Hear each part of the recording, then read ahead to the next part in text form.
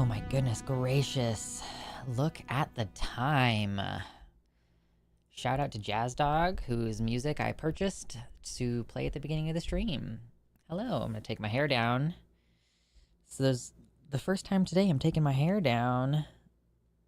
I left it up while I was doing all my morning stuff, and now we're gonna find out what it looks like. Man, I washed my hair a couple days ago, and I think I put too much curl cream in it, and it was looking like really greasy, and I was like, man, that's stupid. It's like a little bit better now. Yeah, she's cute. Sure. Get my little vanity moment in, flipping my hair back and forth. Hello. Oh my gosh, YouTube chat is so active today. Hello, YouTube chat. If you all didn't know, or if you did, here's a reminder. This over here, this is my website chat. It's luxander.net/live. And we have a couple of cool fun things over there. Like you can set your pronouns in your little account settings. So when people hover over your name, they can see your pronouns.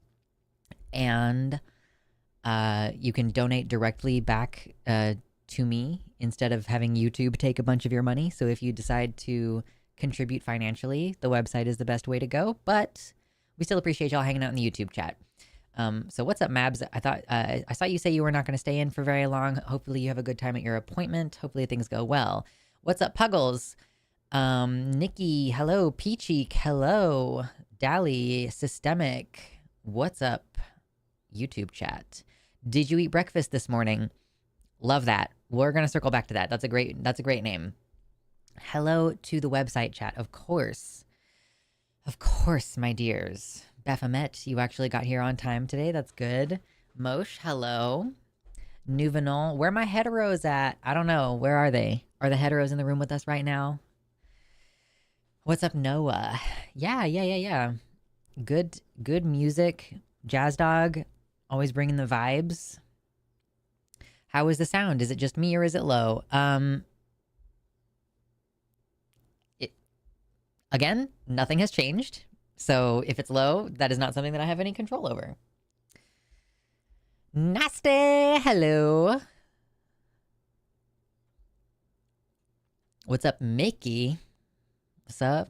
Did I already say hi to Eric? Maybe I didn't. How am I today? Oh, man. It's been a weird... I mean, April was basically just like entirely bad. I did not have a good time in April. Just a lot of conflict with my partner, basically. Like, we had one stumbling block, and then that throws communication off. And then like, you get several other conflicts that are hard to communicate through because you're already still dealing with the initial, like, oh, we've been thrown off our path. So, I've been married for forever, and it's still a process, You still gotta keep working on it, keep learning. And then I've been feeling very, obviously I've been feeling this way for a long time because y'all have been here. Most of y'all anyway. Oh, by the way, hit the like button if you haven't already. Hit the like button on the YouTube page and then hang out on the chat with me. But anyway,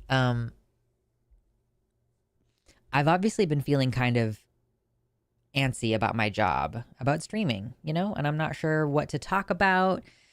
I'm not sure what I want to do anymore.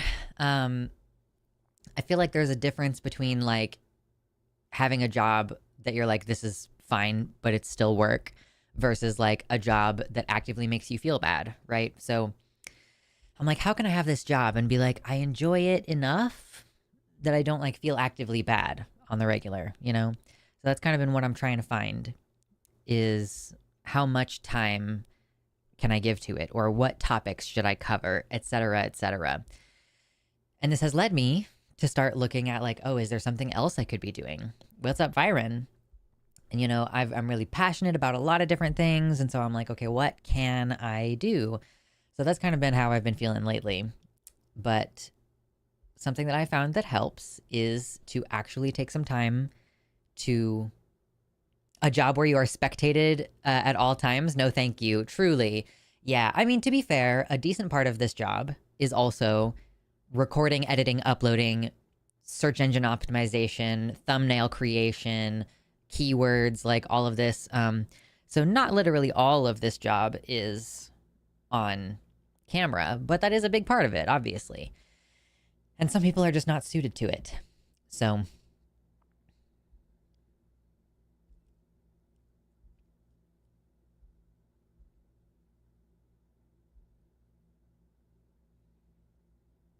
wait, what? I think, did you eat breakfast this morning? You are talking about something that I'm not sure what you're specifically referring to. What is bad? It's bad, but a lot of people feel great. I'm like, I'm not sure what you mean by that. Timerinia, hello. And it's like, I don't even necessarily mind the talking about political issues on stream.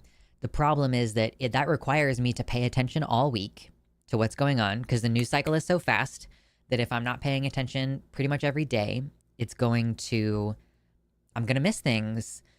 And also then I have to spend time off stream. Then I have to think about the shit again. And I'm like, okay, let me refine this idea, whatever. And then I have to spend time thinking about like, okay, what are people going to actually click on? Blah, blah, blah. So it's like a lot of time off of stream that gets spent on thinking about the same kind of political issues. And I think that you all share with me this feeling like, oh man, things suck all the time and it's really difficult. And we want to kind of trend away from this direction where like things feel shitty all the time. So, you know, I'm trying to work some things out. I have a confession or a reveal, but I'm going to wait a few minutes to do that. Favorite kind of protein. Oh man. You know, actually, I think my favorite protein is tuna. I know it sounds insane, but I love a tuna salad sandwich if I made it. Someone said they don't eat breakfast, and I said it's bad, and they said nah. So according to the internet, it's bad, but a lot of people are fucking great without it. Less time consuming. Oh, hold on. You know what? My GoXLR app is not even open right now. Okay, GoXLR app is open now. There we go.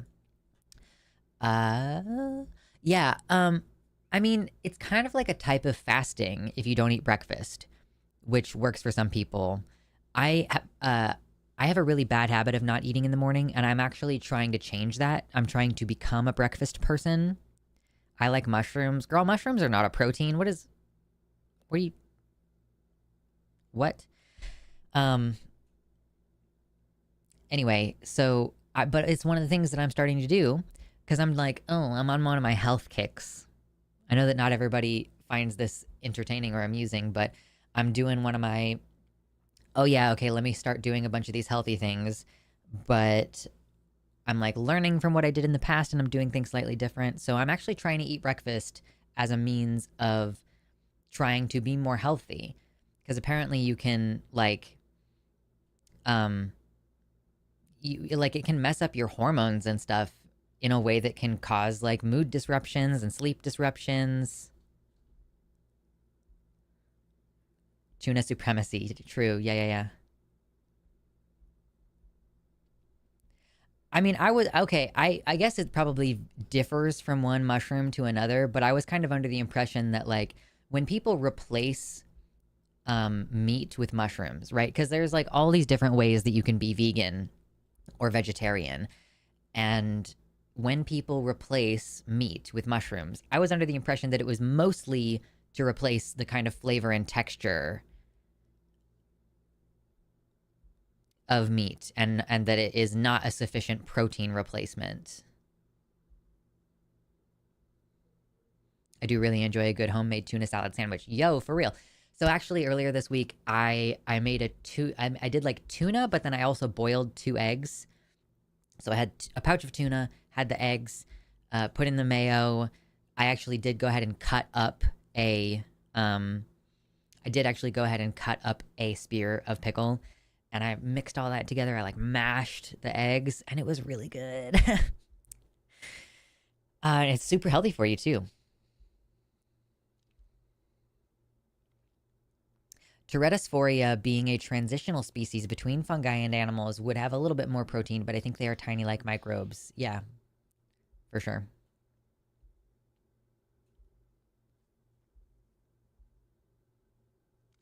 Breakfast is good for you. I try to shove things into my mouth as soon as I wake up so I don't stall on it. Okay, so this is my ADHD struggle. I struggle with task initiation. Once I get started with something, it's not super difficult for me to continue on it, but it's like when I finish one task and I move to the next one. So in the mornings, I struggle a lot to get started because I'm like, I don't know what it is about my ADHD. It's like the starting a new task is so hard. So even if I wake up at 8 o'clock, oftentimes I'm not like, well, and to be fair, I've started trying a new morning routine recently where, you know, I get up, I wash my face and my teeth, I make my bed, I go make myself tea. I have to spend some time on the floor with the cat in the morning because he's fucking annoying if I don't do that. And then like go outside and drink my tea. And like all of those things sometimes just take a really fucking long time. I get distracted on my phone or I get distracted thinking about stuff. Like, ugh. See, I don't like sweet pickles. I don't want sweet relish. I want to put dill pickles in my tuna salad.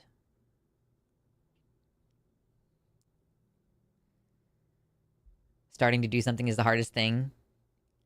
Want to do something? Better hope you magically manage to get up. Otherwise, it might be a few hours or days before you ever get there. Yeah. And sometimes it doesn't occur to me.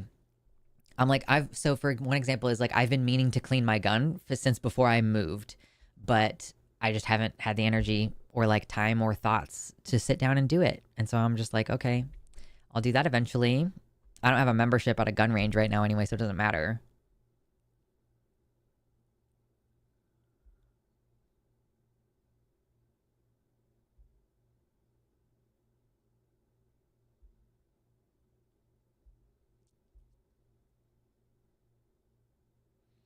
Gotta love executive dysfunction. Oh my gosh. Okay, so here's a little fun fact. Okay, so to be clear, I don't really have any hashtag news today. Like I don't have any I don't have any news items.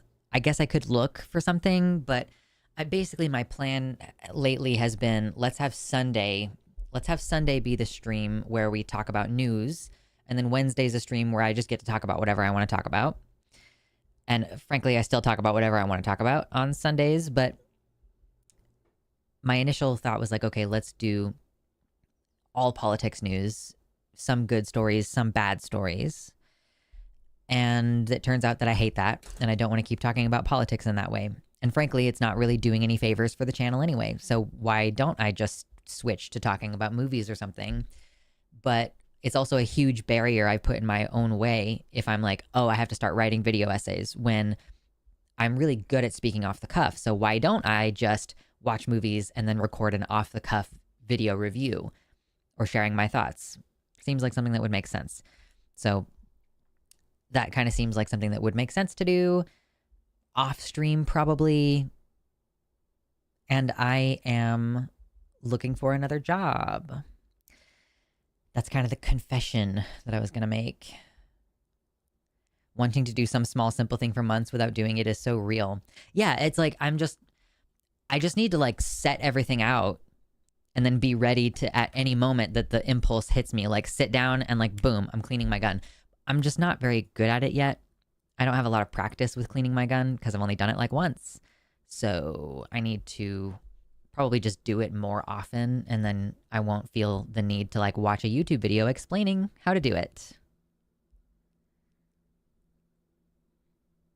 If I don't want to stall on something, you have to do it immediately. Yeah, you have to do it immediately. If you forget, then you're going to focus on something else.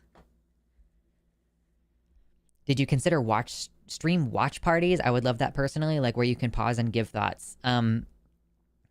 That's very difficult to do without getting copyright struck. And like with videos, it's a little bit easier because with a published video, you can be like, yeah, this is fair use. It's pretty obvious.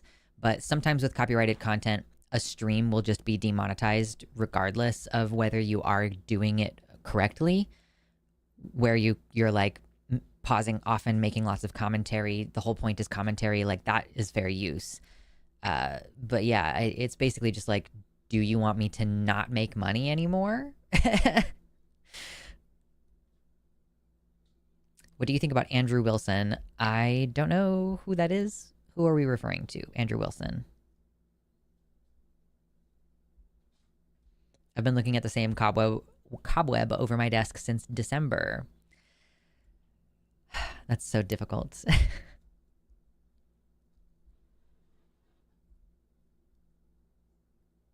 Okay, real quick, I have to check on something.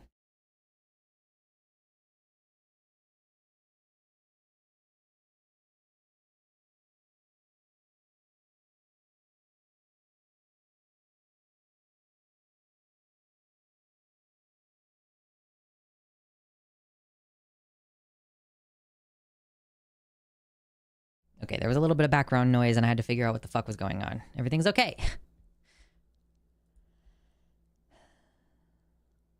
You've talked about being an electrician if it wasn't for health issues. There is a big demand for BIM work. I'm taking classes for it at my union hall. I don't know what BIM means in this context.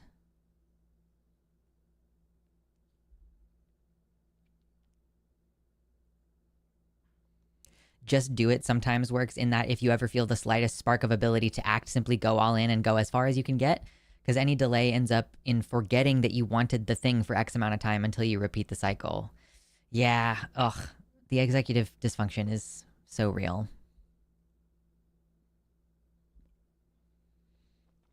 The person I watch does it via Discord and then uploads the commentary to get around that. Yeah, I mean, so there, that is kind of an option, and I know that people do like that. There's a streamer, or no, she's not a streamer, I don't think. Her name's Ashley Burton. She does like I'm a millennial and I'm watching all these movies for the first time, and I think it basically started as her watching like classics for the first time, but now it's like just kind of whatever. And I don't watch her. My husband does, but I started watching her recently because she was doing the Hunger Games movies. I love those movies. So she like watches the movie, records herself watching the movie, and then she gives like a few minutes of commentary at the end of the movie. And like maybe she pauses it throughout and talks over it. So that's one option. Another option is just for me to watch a movie, put together my notes and feelings and thoughts, and then start a recording where I'm just talking about the movie.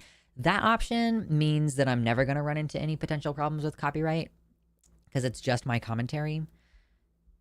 So that might be what I start with at first, but like, I don't know what the future brings.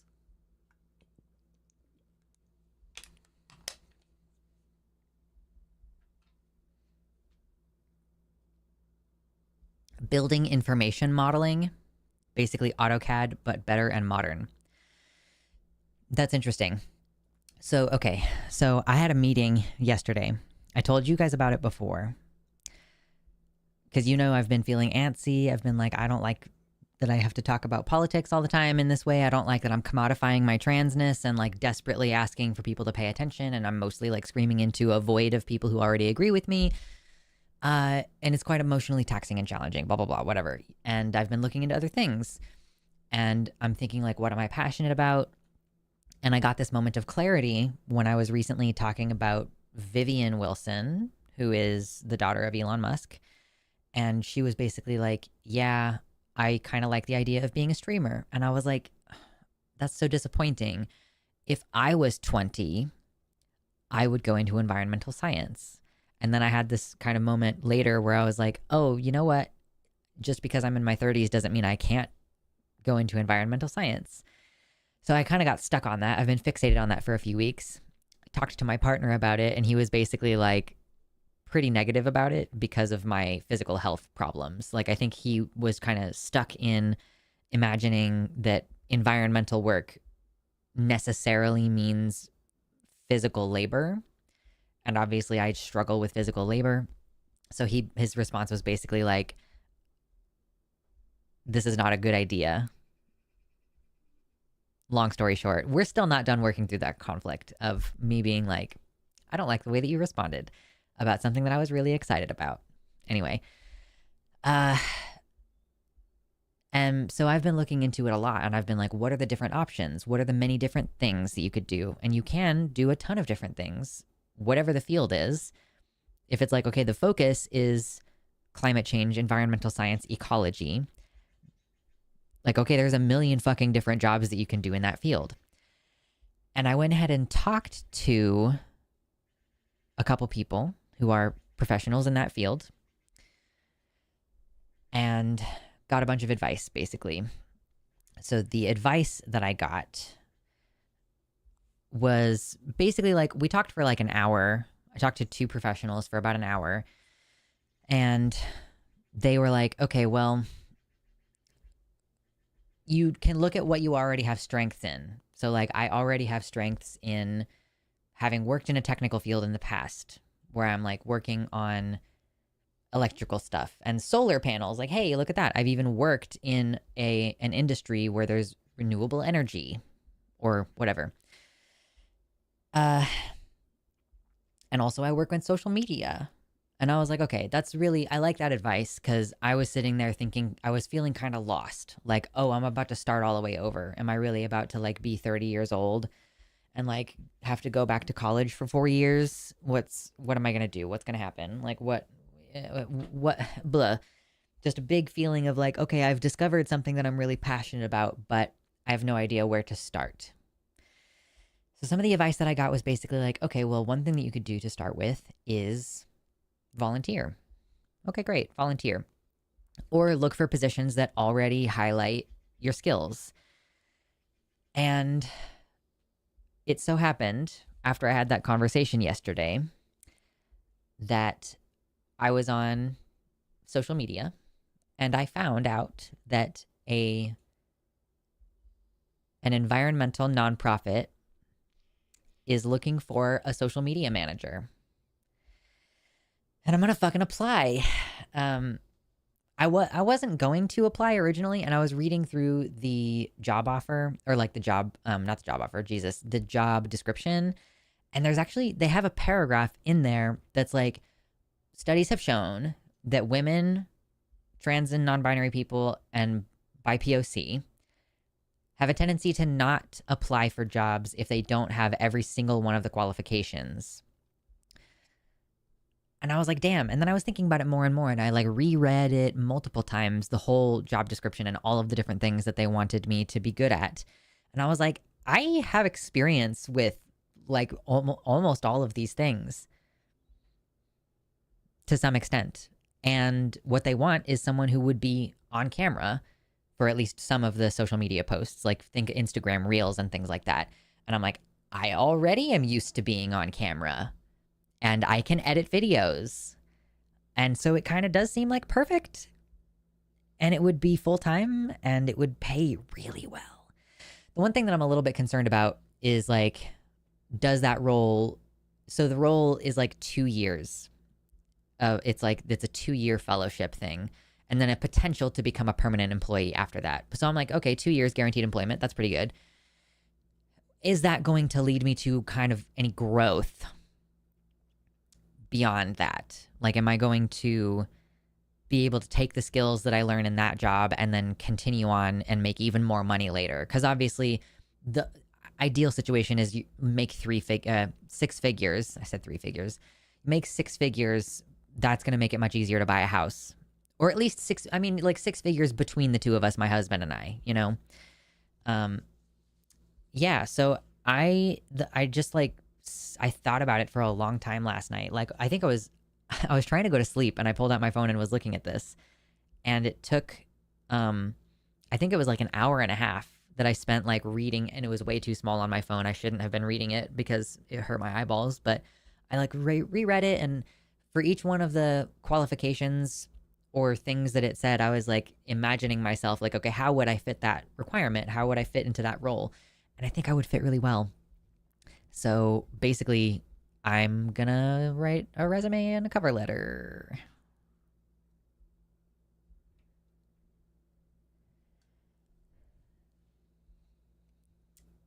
That is a good point.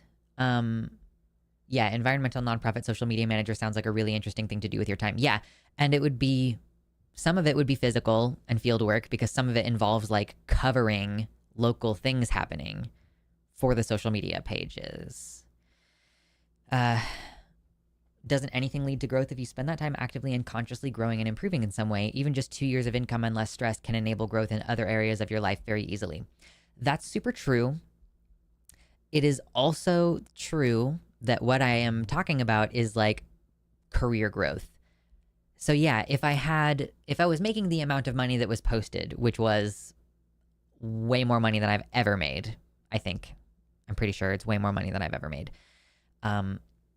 I could save that money and like maybe at the end of that fellowship, I could go to school, or maybe I could go to school while I'm in the fellowship or something. But I just don't know if it's going to lead to like more income, more stability, upward mobility, that kind of stuff. So, but yeah, for sure, if I made that much money and I got to work from home a decent amount, but not all the time because it's like a hybrid position, yeah, I would be stoked. And I genuinely think that I'm an excellent fit for it. And I'm going to try. I'm going to do it. Thank you, Nasty. That's very sweet. Science communications in general is something you don't need a degree in per se if you can prove you know your shit and something the world needs more of. Yeah. And like, I think it would be a good culture fit. You know, they're like, do you support justice, equity? Basically, they said DEI, but in different words. Like, they put it in a different order, but they were like, if you support justice, blah, blah, blah. And I'm like, okay, clearly, I feel awkward because I try to keep my YouTube separate from like what I consider my professional life outside of that. Like when I was working at the solar company, they had a page on their website where they showed all their employees. And I was like, can you please not put me on that? Because I don't want my image or my name or anything to be publicly associated with my workplace, because then that would spoil my location and all kinds of stuff like that. But in this case, it actually would be like a benefit. And of course, I'm always like, what is this employer going to think about me talking about this stuff online, you know? But it does seem like it would be a good culture fit in that way, where the fact that I am talking about progressive political issues as my main thing, that might actually be a huge benefit. So, holy shit, is like kind of an amazing serendipity moment of having had a conversation with these two women who work in environmental science, and they both have very different ways that they ended up in it. Like one of them went to do the 4-year degree initially when they first got out of high school, and the other one was like, I did finally get my degree, but only after I got like some certifications and like volunteered a whole lot and then kind of got into it.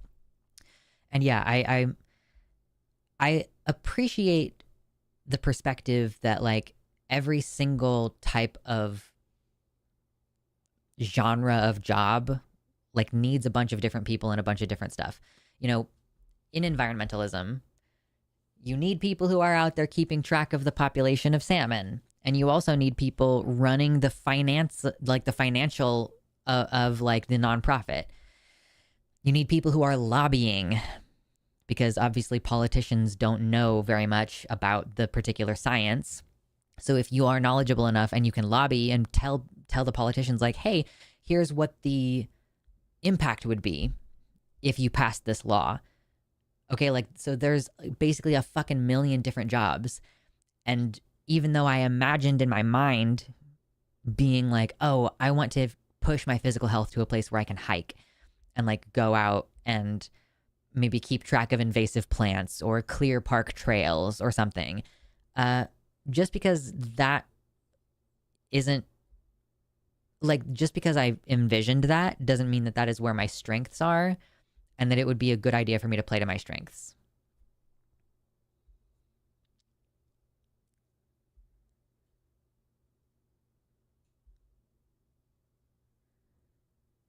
Ooh, Mabs is looking into starting up education for interior design or architectural design and drafting. Totally, yeah. I know someone who's thinking about going into like building inspection, like not building buildings, but like doing building inspection and making sure things are to code and everything. And I think that that's super beneficial and probably something that most people are not thinking about getting into.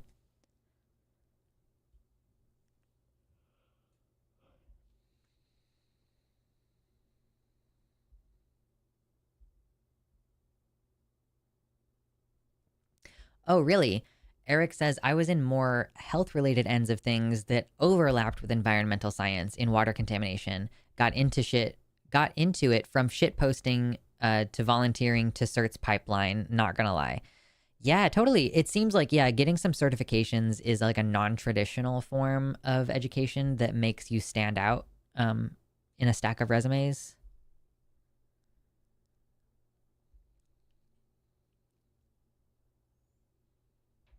I should check with a friend of mine that runs a nonprofit. I don't remember if it was an environmental one. I'm going to have to figure out like how to write a cover letter. I don't know how to write a cover letter. I've never written a cover letter before, which I guess tells you like well, no, that's not true. I think I did write a cover letter one time. I was seeking like a peer support position at like the mental health clinic and didn't end up hearing back because of course these things use AI. So I'm like, okay, cover letter. Okay, here's what I know. It has to be one page. You don't want to have like a multi-page cover letter. So you have to be able to pare down like what's the most important thing. And I think it's like, okay, you want to describe why you're good for the position and why you would fit in to the culture of the company. That's kind of like my general understanding of what a cover letter is for.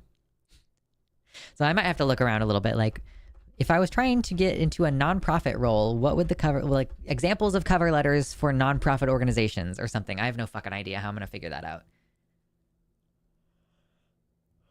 My educational goals are a stretch. I'd really like to set up a nonprofit building furniture for the lowest of income people, kind of like me at the moment. Oh, that would be cool because you could like not only like provide furniture for people at a low cost, but you could potentially also like create jobs for people by being like, hey, do you want to, you know, come work for 5 hours building furniture and get paid for it? You know, super like part-time or maybe volunteer work, I guess, would be where it would start.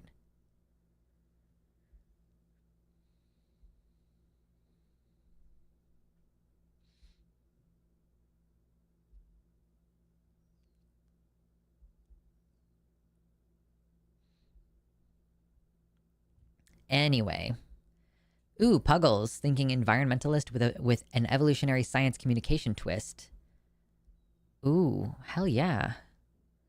Oh no, we have someone in the YouTube chat who is slowly realizing that they're autistic. The struggle is real, y'all. So I'm feeling pretty good. Like there's nothing worse than feeling like everything is hopeless and you can't fix anything, especially if that is permeating every part of your life. Like I'm kind of checked out a lot of the bigger, broader political stuff happening because I don't have any control over that. I'm narrowing my focus down to like, okay, here's where I live. Here's how I can fix things where I live. I can volunteer to get rid of invasive plants. You know, I can, you know, support local businesses. I can vote on local things, which I'm excited to do. There's a couple of things on the May 20th Oregon ballot that I'm excited to get to vote for. I'm like, hell yeah, let's increase taxes to pay for public goods. Yeah, totally. So I'm narrowing my focus on that. I'm like, I don't have any control over any of this. So I'm just going to let go a little bit. I'm not going to completely not pay attention, but I am going to try to let go. And then, okay, if I'm feeling like, it's just like, it's when you're getting into in every direction. Like I had conflict with my partner for the entire month of April. I am struggling with my role as like an adoptive parent to my younger sibling. Like when they struggle with doing the things I've asked them to do, then I struggle because then I have to manage my feelings and try to find a solution to like, why are you not doing the fucking dishes the way that I want them done? And so it's like sucks when it's every corner of your life. I will say, like, it's like I have good friendships with people and that has helped a little bit. But when I start struggling with all these other areas, I fail to check in with my friends.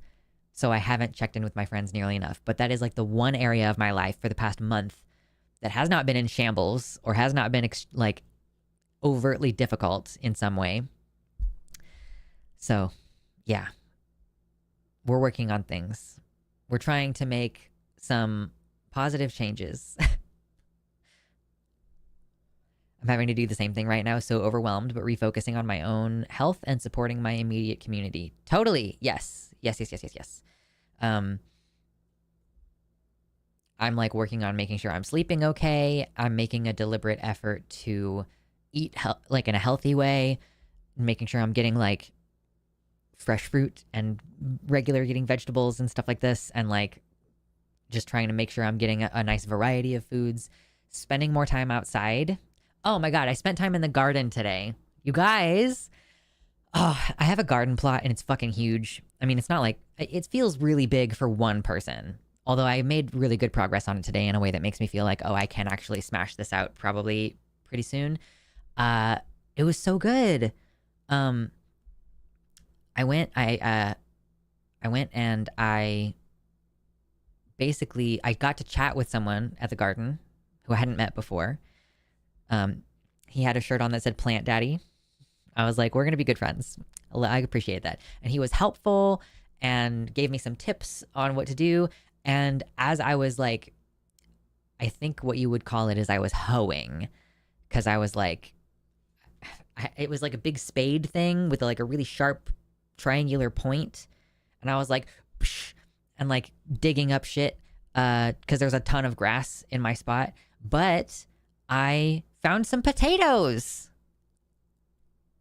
Because like in previous years, someone was tending this garden, probably last year even, and so there's a bunch of plants that I don't know what they are, but that are clearly planted in rows. And I'm like, okay, I don't really know what that is. Oh, my new garden friend told me that one of them was radish, and I was like, okay, so that's radish. I like radishes, actually. I don't eat them very often. Yeah, hoeing around exactly is what I was doing this morning. And I was so excited. I was so excited to find the potatoes.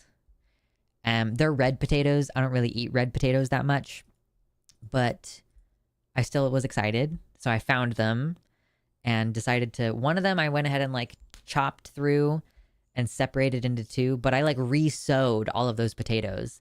They're not really in any kind of order. They're just kind of in that area. And I was not even close to being done weeding. I still need to go back out there.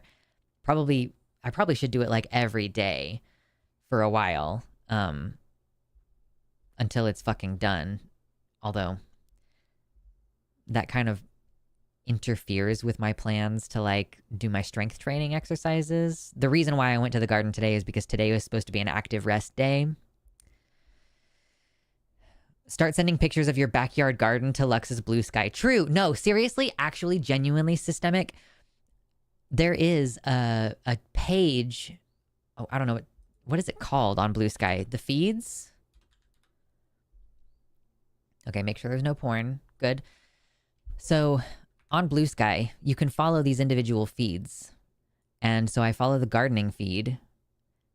So anytime you want one of your posts to show up in the gardening feed, you just include the sprout emoji and the website will automatically put it in the gardening feed.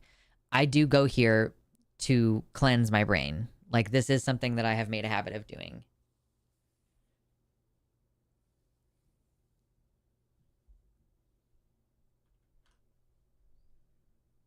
Yeah, Nasty.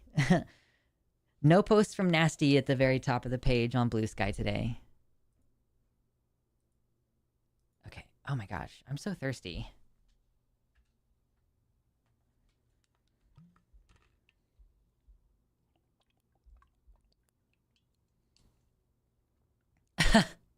My dad got a giant puppy, 110 pounds and still not done growing, who has been super helpful ripping up grass and saplings, setting up the new garden. Well, I guess I'm glad that was a desired behavior.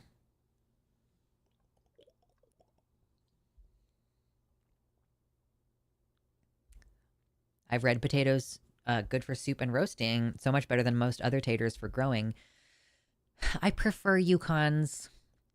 I prefer Yukon gold potatoes, or not specifically Yukons, but I prefer gold potatoes because they have, like, how to describe, they're kind of in between texture wise. And so I just think that they're more versatile. Although a lot of the times I'm like roasting them anyway. Man, gold potatoes are so good when you roast them.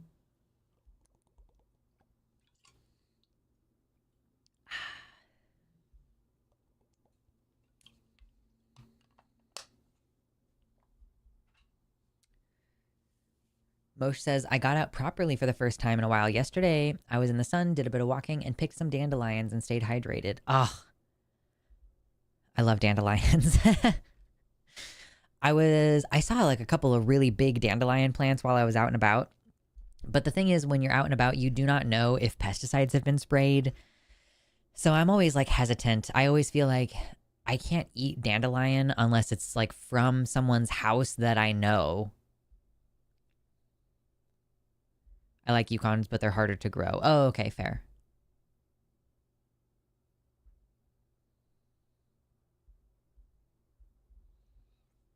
Excuse me. They live. Oh, okay. They live in the woods, so the dog is allowed to dig within reason, and it's cute because he's joined in clearing the garden area. He clears the same zones as the people who are working in it, and he's quite proud to show everyone his work. Oh, okay, that makes perfect sense.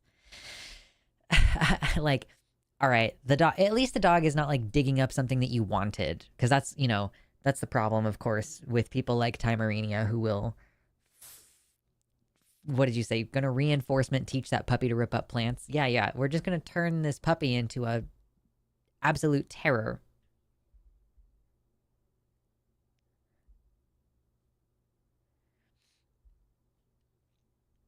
Potato peels make awesome chips so long as you don't have too many pesticides in your soil.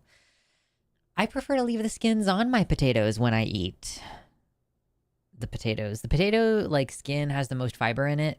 The rest of the potato is basically just starch, so I try to just cook it all at once. It's pretty yummy, pretty delicious. Oh my god, the fucking terrible thing about the gardening feed is that sometimes there's pictures of big ol' honkin' morel mushrooms, and I want them so bad, but I don't know anybody in this area who would be willing to tell me where to find morel mushrooms. Tell me where the morel mushrooms are in the Willamette Valley. Dally also planted some things. Turns out the garden bed was one of the ones that were repaired. There's less space, but it's not rotten and falling apart now. Lost the chives and Hamburg parsley in the process. Oh, bummer. Ah, that sucks.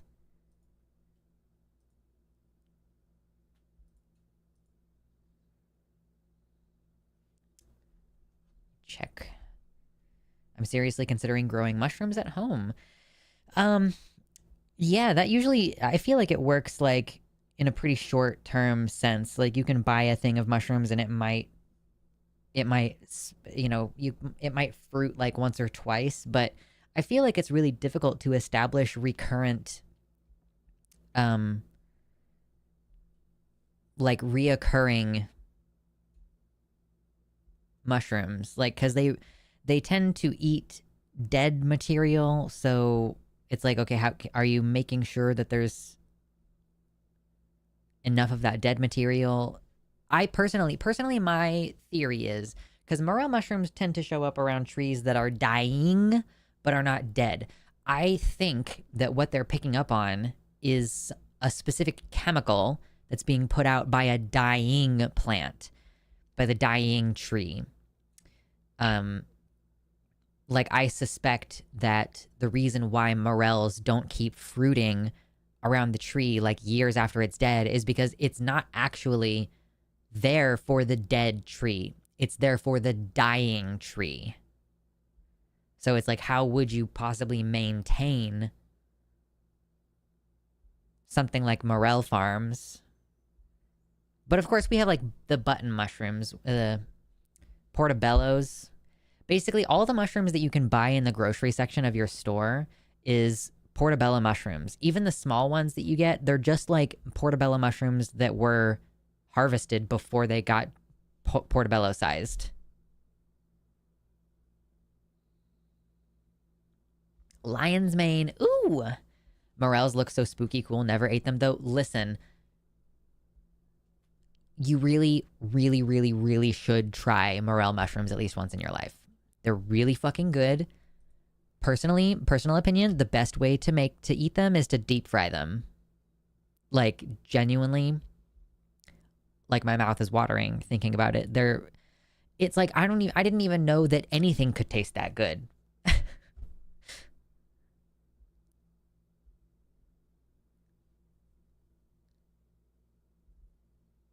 I love that you all have like opinions and stuff about how to grow mushrooms. You can use bark mulch. I'm sure for certain mushrooms. Yeah, and like all these different mushrooms require very dramatically different things in order to grow. Morels are just very finicky.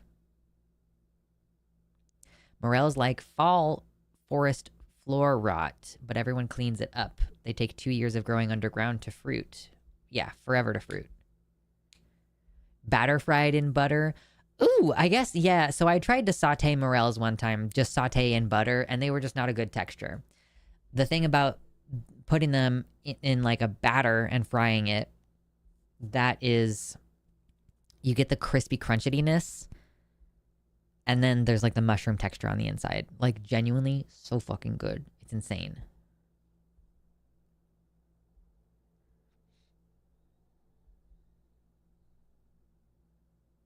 I planted scallions, more Hamburg parsley, and golden beets. Yes! I'm so excited. Oh, like, I really wish that more people had the opportunity to get outside more.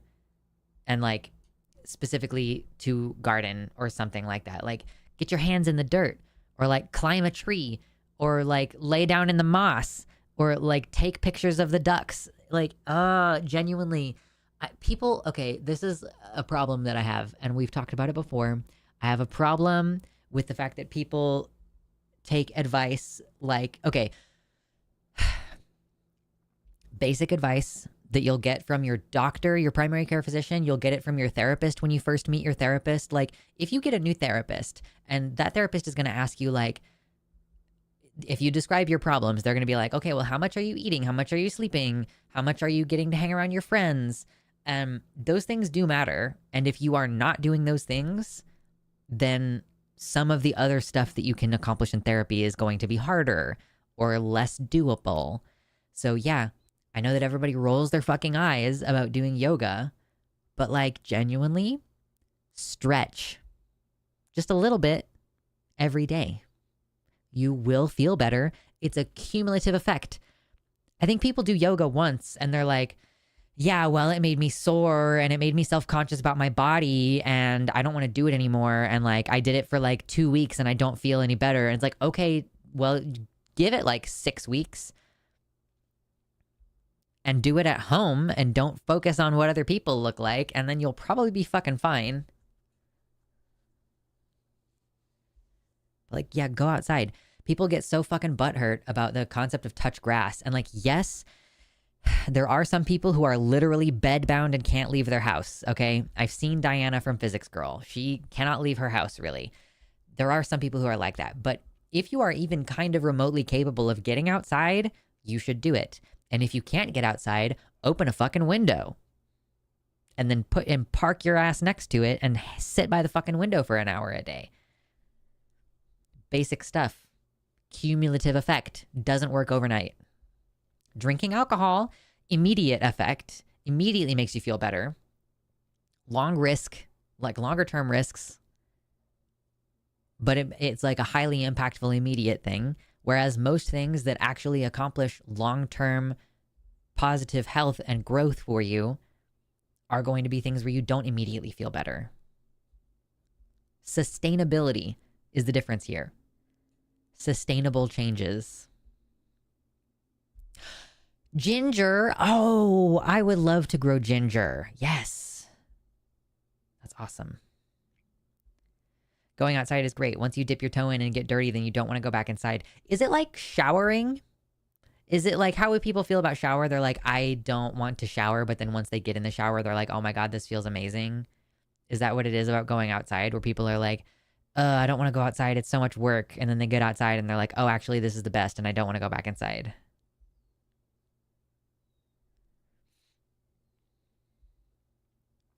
Yeah, the gratification. Yeah, there's like I think that genuinely this comes back to like the whole people bitching about doing yoga and like making small changes and being like, well, it's pointless. How dare you suggest yoga to me?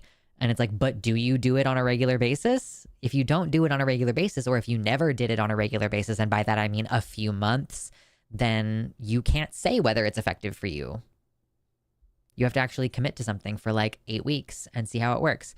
I think that it comes back to that. It's like this psychological fact about humans, and like it's worse when we're younger, but I'm sure that it persists into our adulthoods as well.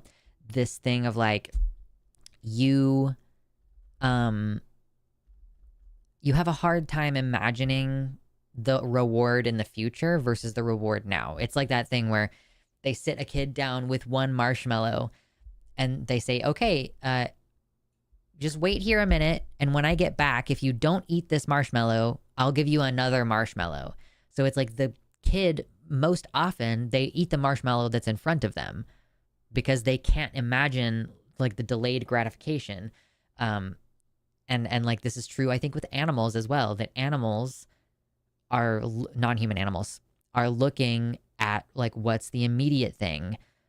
If I don't eat this marshmallow now, then I might not have a marshmallow later, or someone else will eat the marshmallow, or the marshmallow will get dirty, or whatever. So like the animal primal drive is like, I have to do this now, or I might not get to later. And that's one of the great things about our human brains is that we are capable of being like, yo, no, actually, if I do this now, then in 3 months, I will see a benefit. Rather than being like, okay, well, let me do something immediately that's going to make me immediately feel better. And like most of those things that immediately make you feel better have longer term trade-offs. Even relatively short-term trade-offs. Like this is something that I hate about drinking alcohol is that it helps you feel sleepy, but then in the middle of the night you're waking up. And that's because the alcohol has now broken down into a different substance that wakes you up. And that doesn't even take into account that, yeah, if you drink regularly, then over a few weeks, you end up feeling fucking depressed.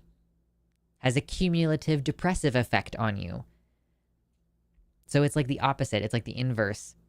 Where drinking alcohol, for example, or any other drugs, has an immediate positive feeling, but negative long-term effects. Whereas some of these health things, like doing yoga, or strength training, or eating good food, like in the short term, it might not be very enjoyable, or it might even be actively painful. But then if you do it long term, you feel better.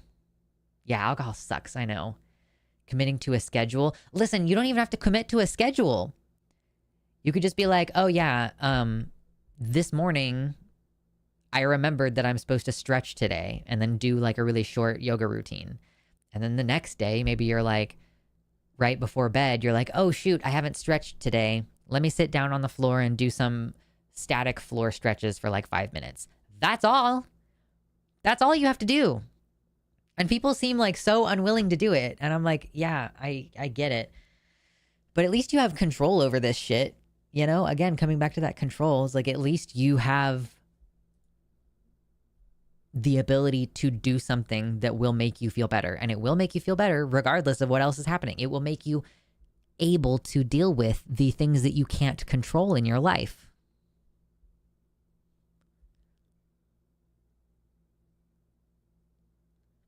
If I find a way to make a morel farm at home, will this entire chat keep me in business selling them?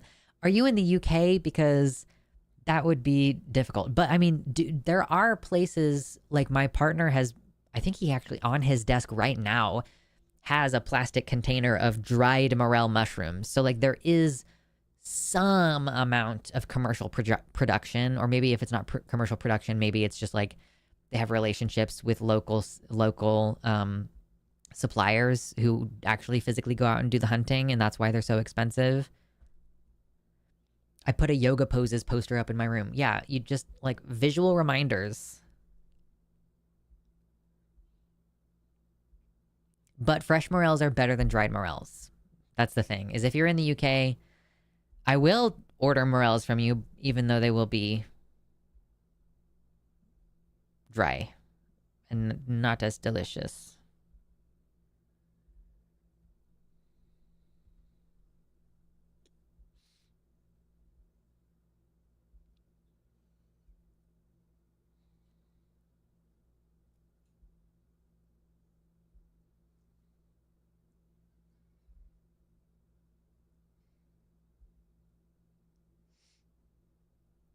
Grateful because I was stuck Miserable in my house last year, but my new flat is ground floor and has a garden outside maintained by the council and some of the tenants. Hell yes.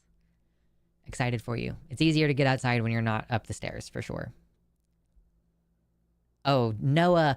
Ooh, this is a really great thing. Oh, man, this is so good. This is a productivity secret. Noah says, I try to do one thing every day at the same time. In my case, it's dinner, which grew to feed cats, and grew to water plants, which grew to shower. So, like, task association, I think is what it's called.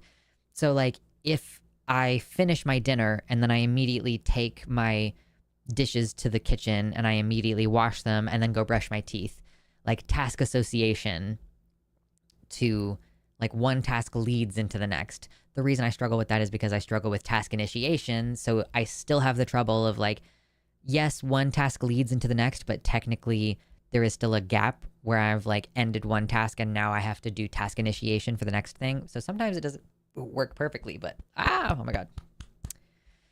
Try searching morel growing kit. Yeah, well, what I was saying before is, like, you can buy a mushroom kit and it will fruit, like, maybe a maximum of 3 times, and then they stop fruiting. So it's not like you can have a consistent access to it. You'd have to continue buying the saturated substrate on a regular basis, like a couple years. Showering yourself after your plants is cute. Oh, that's fun. Do we want to talk about the news? Like, do we need to talk about the news today? What is...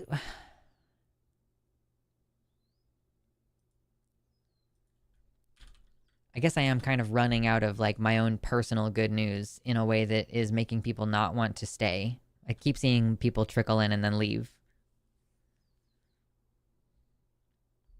We talking the fun kind of mushroom? Well, we were mostly talking about food. Food, mushrooms.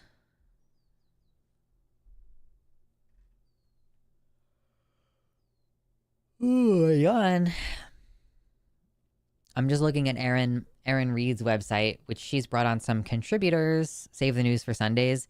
Yeah, okay. I mean, like, even good news, I wasn't sure if we should touch on anything that's happened. Ugh.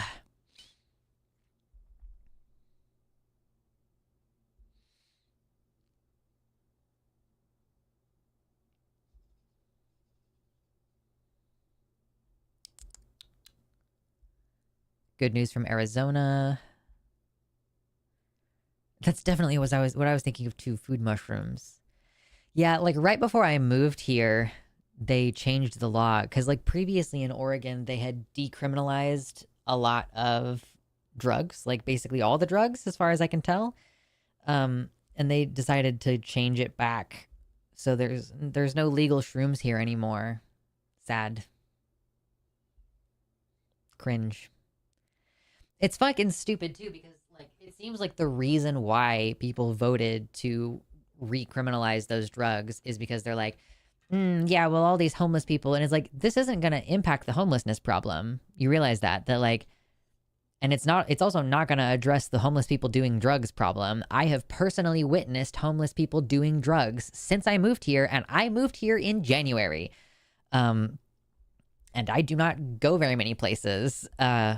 So yeah, it's not like making the drugs illegal stops people from doing them. I really doubt that people were doing drugs way more when it was decriminalized. It just means, like, okay, there's less incentive for the police to go fuck with homeless people.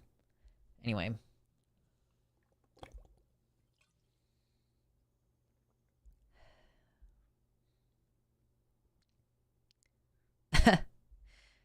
In Ontario, it's illegal technically, but it's illegal on the native reservations, which there is one very near me, and they do not care to confirm that you're in the tribe when you're selling.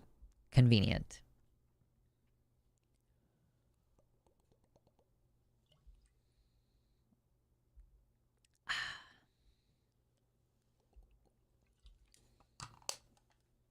I was also told that some of the plants in my garden are radishes. And right now the radishes are, like, almost as tall as I am. They're flowering.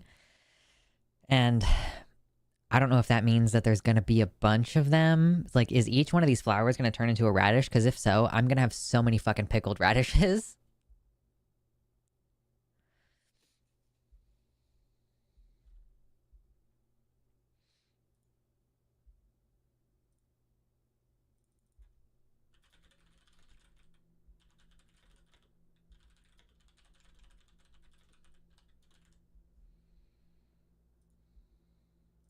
I decided to change the title to the stream.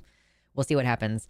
It's like, this is not a very bumpin' stream, which is fine. Like, obviously I'm trying to transition away from this, so I'm like not as worried about not having many viewers, but I decided to change it. Now it says, no longer commodifying my civil rights struggle. Thank you very much. Radish is really easy to grow and fun to use for food. Yeah, I don't really think I have any experience eating radishes outside of just like raw in a salad, which is delicious and I love them and they're spicy and yummy. But I'm sure that there are other ways to eat radishes. I just don't know what you would do. Well, like, what, they have such a strong flavor. Like, what would you do with them? Oh yeah, did I get blocked by Ari Drennan? Because she was bitching about leftists.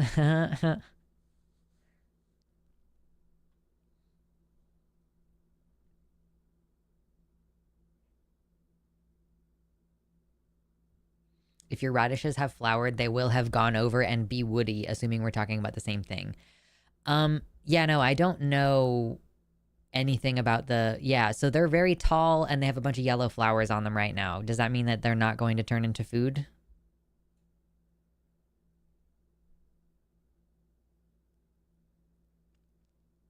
No infight. Yeah, infighting drama. Yeah, okay, well, so Ari Drennan, I think I may have even said this to you guys before, but she posted something like, oh, all these leftists, you know, basically it was a civility politics post from what I can recall. I mean, she's blocked me now, so I can't go find it. But I think it was basically like, oh, these leftists, you know, getting so mad at liberals and like you're refusing to join the coalition. And it's like, I was like, dude, you realize that you guys have started it, right? That liberals won't shut the fuck up about how annoying leftists are and how much you hate us and you refuse to cater to our issues. Like, and we still fucking vote for your stupid fucking candidates anyway. Like, I voted for Kamala Harris, even though I hate that bitch. And so, yeah, I was basically like, you are the powerful group on the left. I promise you, you don't need to worry about what leftists are doing because we haven't fucking influenced anything recently. Insanely frustrating. And so she blocked me because I used a cuss word and liberals only really care about civility politics.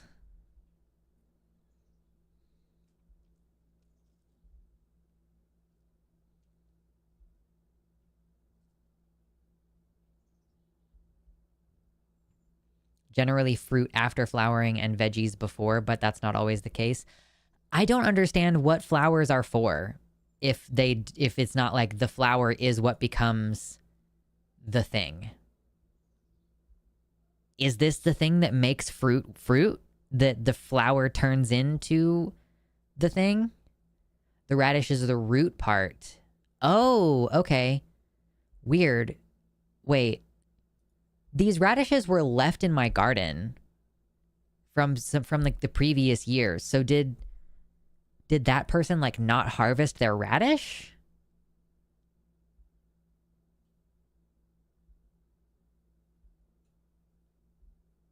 I don't know anything about growing food. Turns out. You could try different pickling recipes on all the same radishes. That might be fun. It could be fun, true.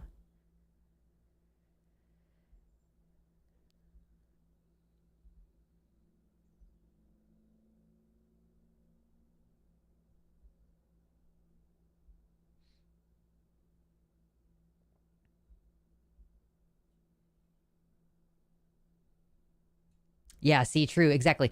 Yeah, the reason why Democrats only work with right-wingers is because they accept us without purity testing us. God, if only you were more polite and proper and just accepted the liberal perspective without asking us to do better all the time. Yeah, like y'all wanted us to shut the fuck up over Genocide Joe, and you thought that we were so annoying talking about Gaza all the time.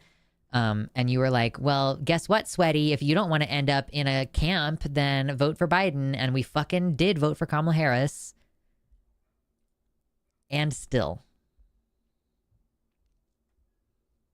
The veggie will put all its nutrients into producing fruit, so the plant is less supple and nutritious. Okay.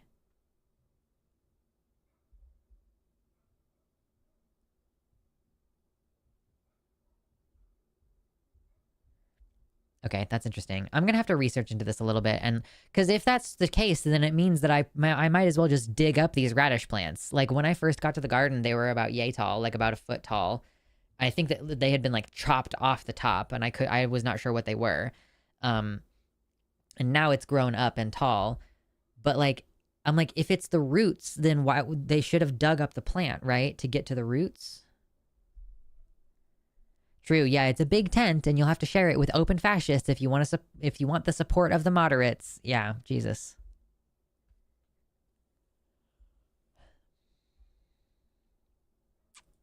Yeah, I'm gonna have to look up fucking when to harvest radishes.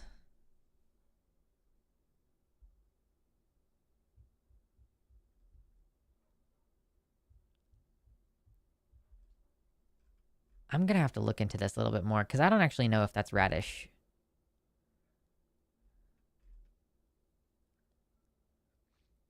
Just let the radishes finish and collect the seeds and harvest next year. Yeah, I have to look into this. I'm such a baby. I don't know anything. I'm like, I've got my little community garden, and also, the guy who pointed at them and told me what they were might have been wrong. I'm not sure if he was correct on what they are.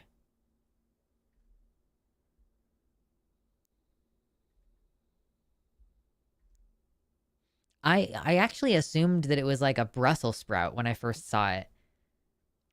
I was like, I think that might just be like, because I see Brussels sprouts, like they have like a central stalk and they kind of grow around the outside of it, and that's kind of what it looked like. Excuse me. Oh my god. Oh dude, so I read a book. I have a recumbent bike pedal thing that I keep under my desk. So when I'm doing cardio, I sit down and I can just like pedal under my desk. And so I decided to go ahead and read this entire book, basically in one sitting.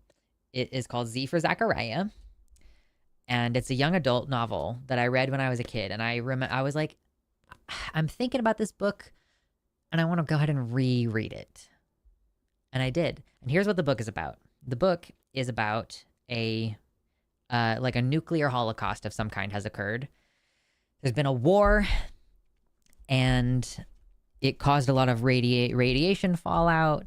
And the story follows this like teenage girl whose parents, like when the radios and telephones all turned off, they left the house to go find out what happened, and they never came back.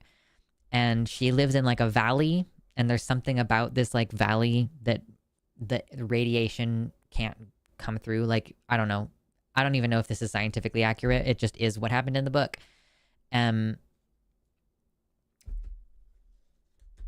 then like she sees the smoke from a fire. Like she knows that everybody everywhere is dead. There are no trees, there are no animals, there are no she can't there's no birds flying around anymore except for the crows that live in the valley.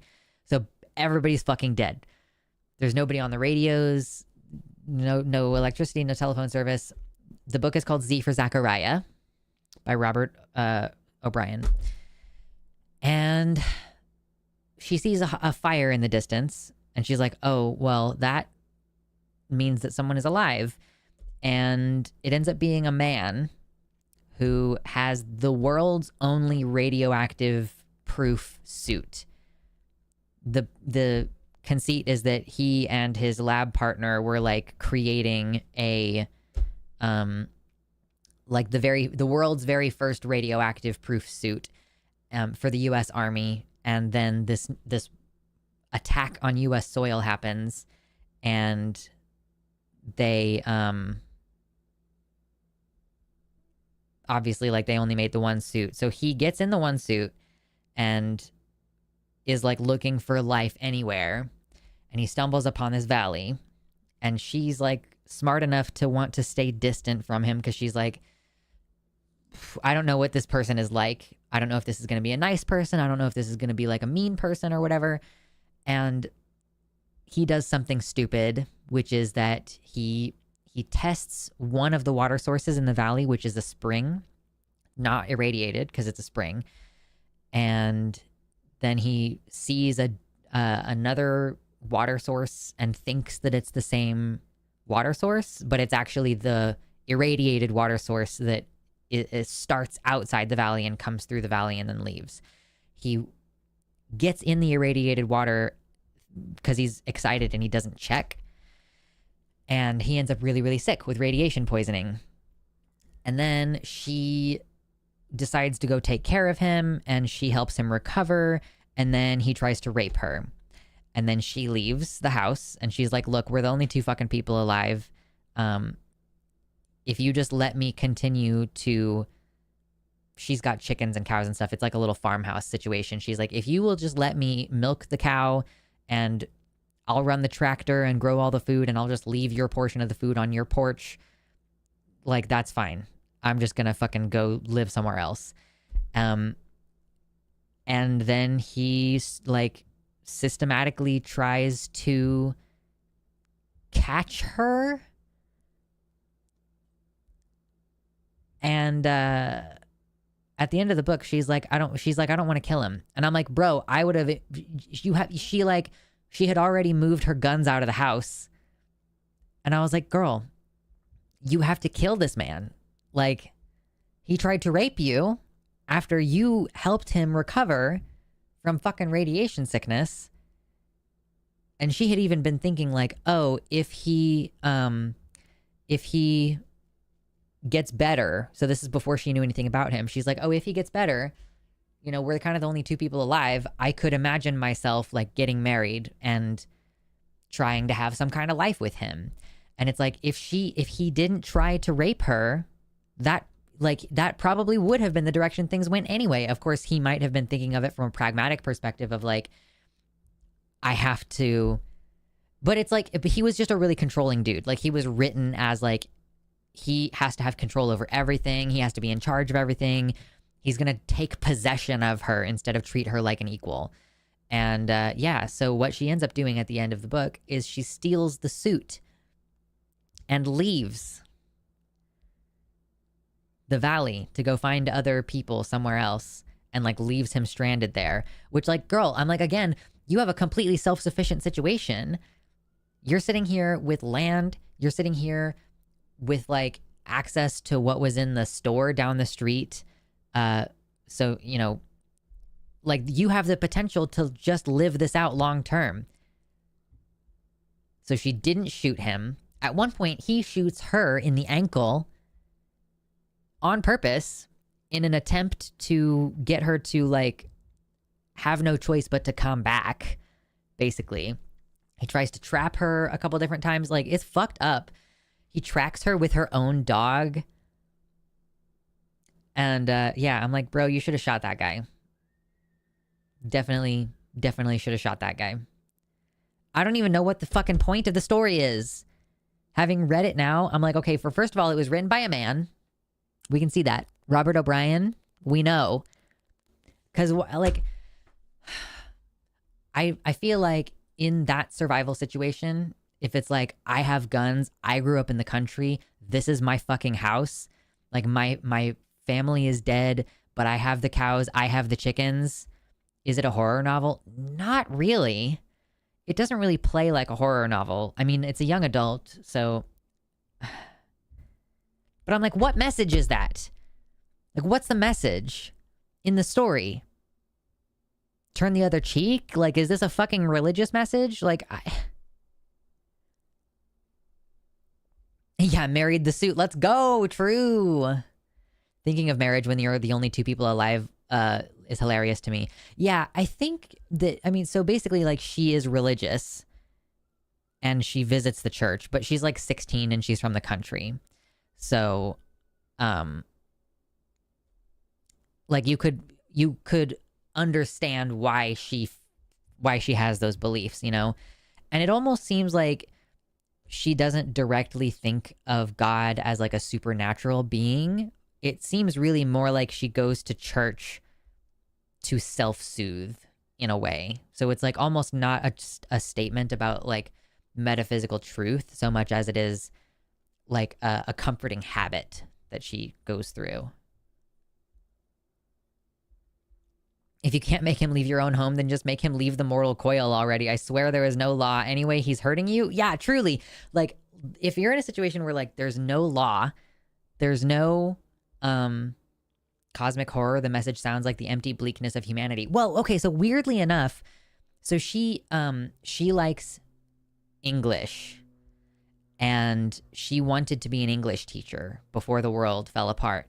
And when she leaves, and for like the few days when she's planning to leave, she's like having dreams about and thinking about some children that she could help somewhere else. So when she leaves the valley, she's like, I don't know where they are, but I'm going to them. So it's like I got a weirdly hopeful thing at the end. Like, I don't understand. I don't know. I just remembered the premise of the book being like, okay, it seems like she's the last person alive, and then there's a man who shows up, and I kind of didn't remember any of the book past that point. I Can Fix Him the novel, fucking true. Like her just slowly coming to the realization that she cannot coexist with this man, and that in order to have a good life, she has to leave. But you could have had a good life if you just shot him and just drag his body to the irradiated, like the irradiated stream that you're already not going to drink out of, and let the stream carry his body out of your valley forever. You don't even have to dig. Or I guess if you wanted to do something beneficial, you could put it in the other stream and like have the fucking fish eat him. That at least would be a benefit to your little valley situation, because there's fish in one of the streams. The girl self-sacrifices and doesn't push back against the man who hurts her in an effort to raise children somewhere. Who wrote this? Truly, I don't know. Why did I read this book? It was pretty easy to read, is part of it. And I guess it hit a little nostalgia point. But I'm like, bro, the moment... Okay, so because the thing is, too, that he tries to rape her before he's fully recovered. Like, he's still using a cane to get around after having, like, severe radiation sickness. Shoot him. What the fuck is wrong with you? Anyway, so that's my review of Z for Zachariah. I'm trying to get into reading more, especially because I have this little thing. I'm like, okay, I sit here with my little recumbent bike and I can read while I'm doing cardio exercise. And I've got like a bookshelf over here of books.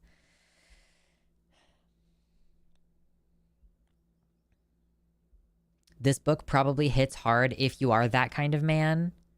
Reminds me of when I tried to watch Silence of the Lambs and literally couldn't get through 5 minutes without breaking down laughing. My ex was so hurt that I didn't think it was cool. Oh no. Should have left him in the irradiated pond. Yeah. I guess she was just like, I hope that he lives. Like, I don't know. He did get himself out of the pond. But yeah, push him in there later. Fucking crazy. But yeah, he was just a man who desired control. And his lab partner tried to leave with the suit because he was like, I gotta go find my wife and son. And the guy was like, yo, they're dead, and I'm not gonna let you waste the only fucking suit in the world on going to find out if your wife and son are dead, which they definitely are.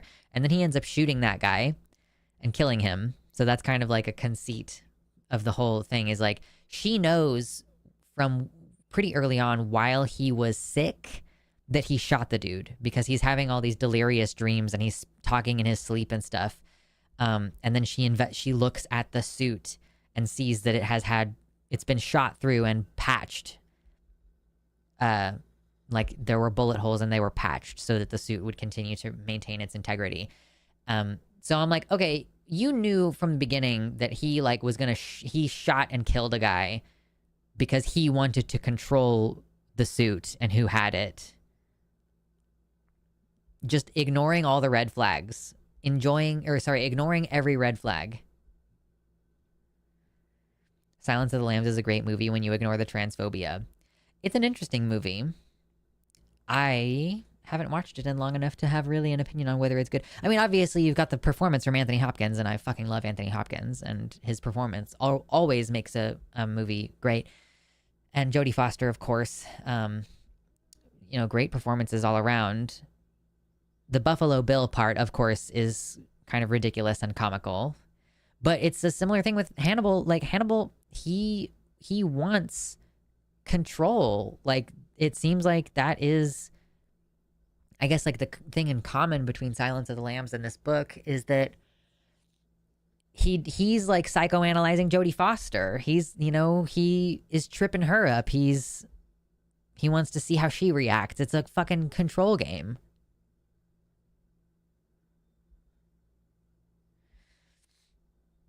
The way both these characters are portrayed sounds so awful in just so many ways. Yeah, no, I would not say that this was a good book. Z for Zachariah, not a good book. Not sure what you were going for here. But I guess I'm glad I read it again. There's a bunch of books that I want to reread from my childhood. Like, I really should read Hatchet again. Do I have that? Yeah, I have Hatchet. I want to reread Hatchet, Where the Red Fern Grows. On the other side of the mountain, is that what that one is called?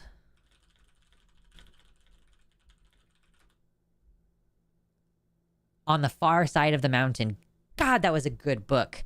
Man, I remember really loving that book. And I only just fucking remembered what the title was a couple years ago. It was one of those ones where it had faded in my memory. The title of it faded, but I knew what the book was about. And I was like, okay, I don't know what it was. Somebody like mentioned it. And I was like, wait, what? You just described the plot of this book that I kind of didn't even know were real? Or if I just kind of smushed a bunch of different books in my brain. At least I think that's what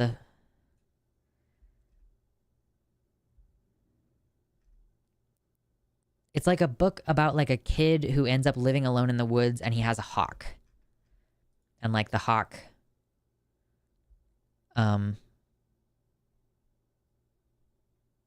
helps him. Yeah, it's a falcon. Yeah. I think that's the book that I'm thinking of.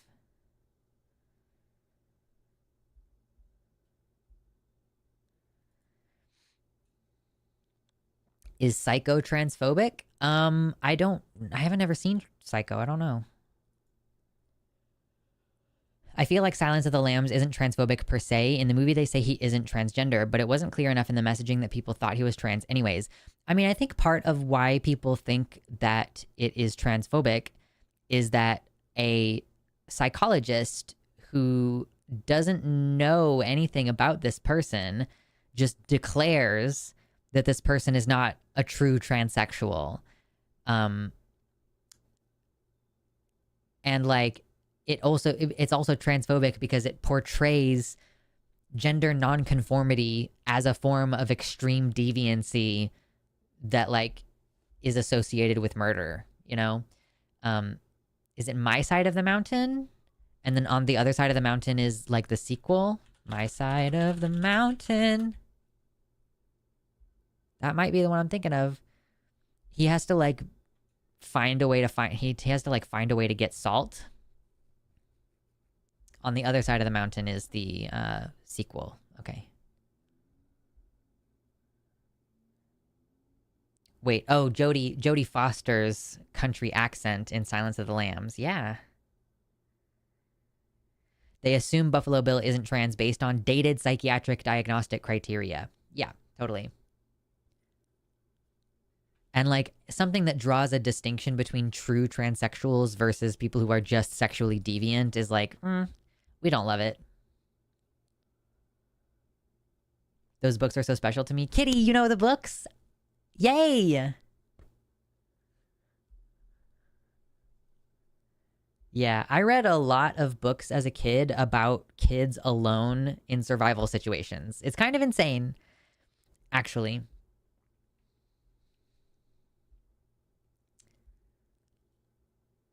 Okay, so it's My Side of the Mountain, The Other Side of the Mountain, and The Far Side of the Mountain. I think maybe I only read the first one.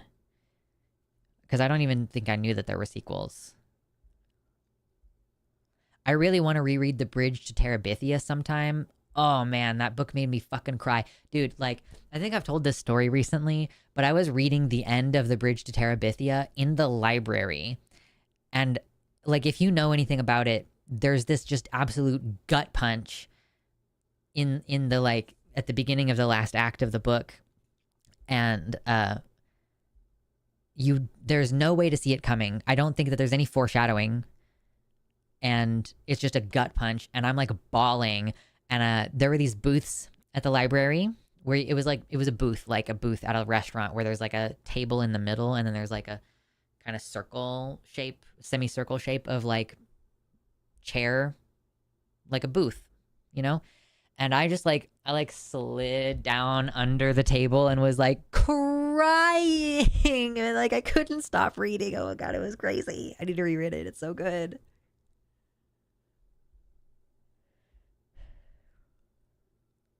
Yeah, rereading childhood books. And it's fast. That's another good thing about reading young adult books or like books that you read when you were 10 years old is that they go really fast. So if you're trying to hit a metric, like this year for me, I technically have a goal of reading one book per month. I'm a little bit behind. So like technically I read a book for January, I read one for February, and I just finished this one, and that's like my March book.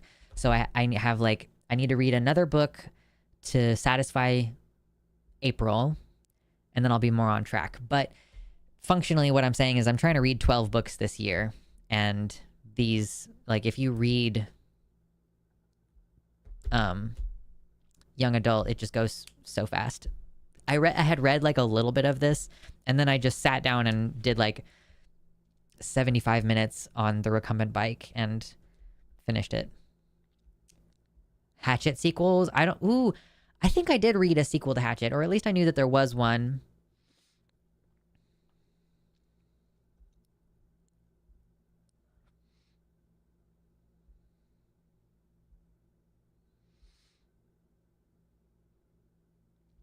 No!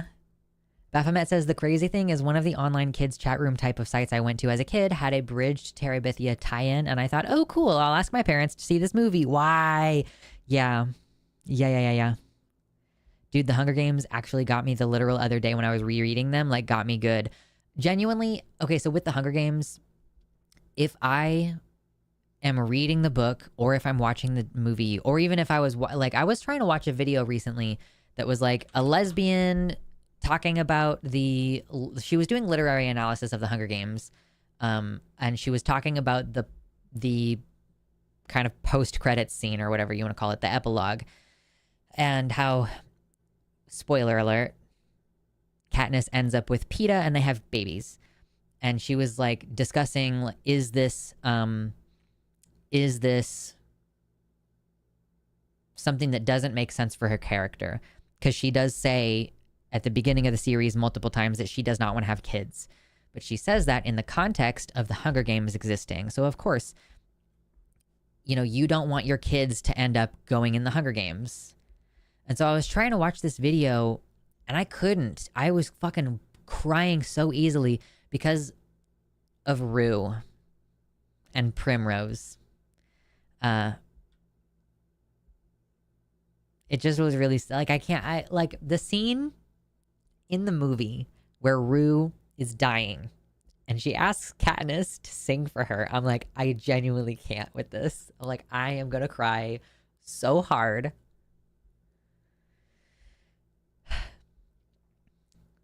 I feel like the movies do a pretty good job of adapting the books. So I think that I personally think that you wouldn't really be missing anything if you watched the movies and then read the books. I was originally disappointed that she does end up settling down with Peeta. I mean, so here's my argument for Peeta. As opposed to like Gale, because that's the person that people always contrast this against. Katniss never wanted to be in a war. She wanted to live a peaceful life. Gale wanted to fight back. He wanted to be a soldier in a way. And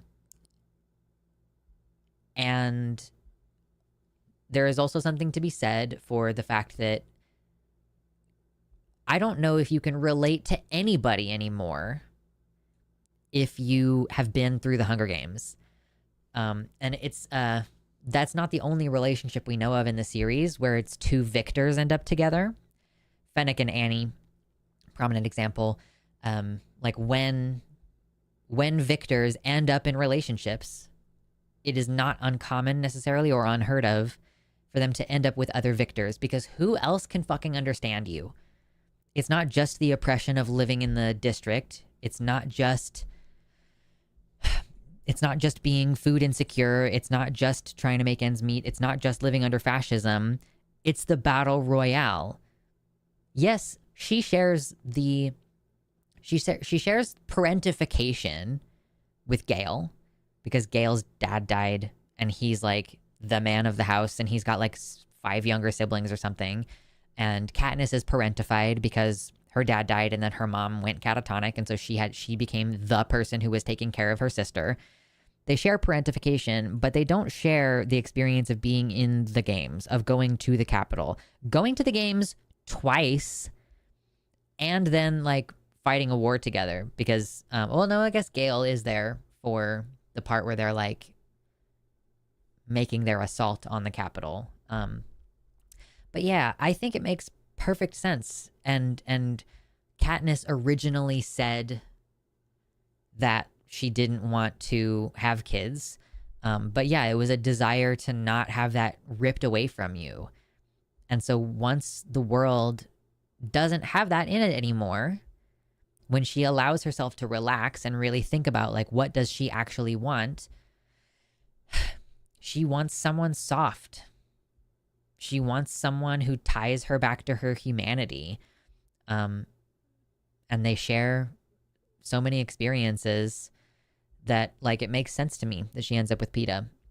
And I don't think it's a bad thing for her to evolve as a character on wanting to have children. I don't think that makes her like, yeah, what was it? It was like barefoot and something. Let me see if I can find this. Nope, not gonna find it that way.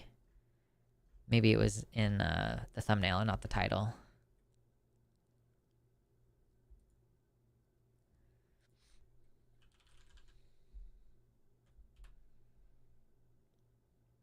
Okay, yeah, so the video, I just want to shout it out because I think it was a really great video. I just couldn't watch it because I fucking kept crying. Are we gonna load? Are we gonna load? I just want to show the person's face. So this channel is Ofi Doki. She has 15,000 subscribers, and I thought this video was very good. It's an hour 44-minute video called "Is Katniss Everdeen Less Feminist for Having Babies?" The Hunger Games Epilogue Analysis Deep Dive. Highly recommend it. She said something at the beginning. I commented on it. She says, she said at the beginning she's a lesbian feminist, and that's the angle she's coming at this from. And I like 13 minutes in, and I just clocked all the Chapel Roans behind you. She's just got like a wall of Chapel Roans behind her, which I was like, yeah, lesbian feminist indeed. Very, very good video. I read To Kill a Mockingbird recently, and it was pretty good. Yeah, ooh, good point. Yes, I remember that book really well. I read that one more recently because it was required in like my freshman English course in high school. So some of these books that I was talking about, like Z for Zachariah, I'm pretty sure I read like when I was in middle school. So, yeah. But To Kill a Mockingbird is good. I remember it being good. Barefoot and Pregnant, true. I think also her trying to deprogram Peeta from, yeah, because the Capitol like brainwashes Peeta. She's trying to deprogram him, and that gives them an even tighter sense of closeness.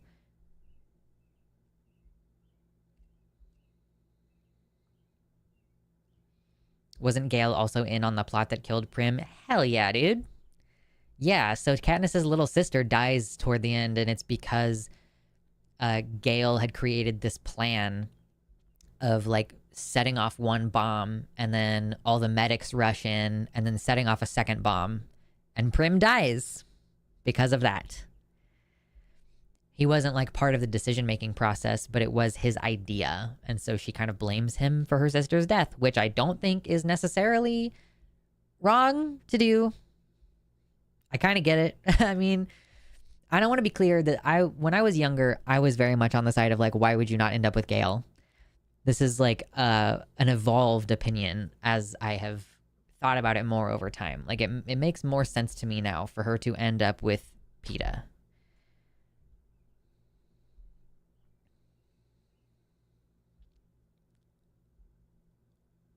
The Hunger Games helped with my PTSD because of the way PETA talks about the Tracker Jacker memories. It genuinely helped me sort through trauma memories. Hell yeah, that's awesome. I love that.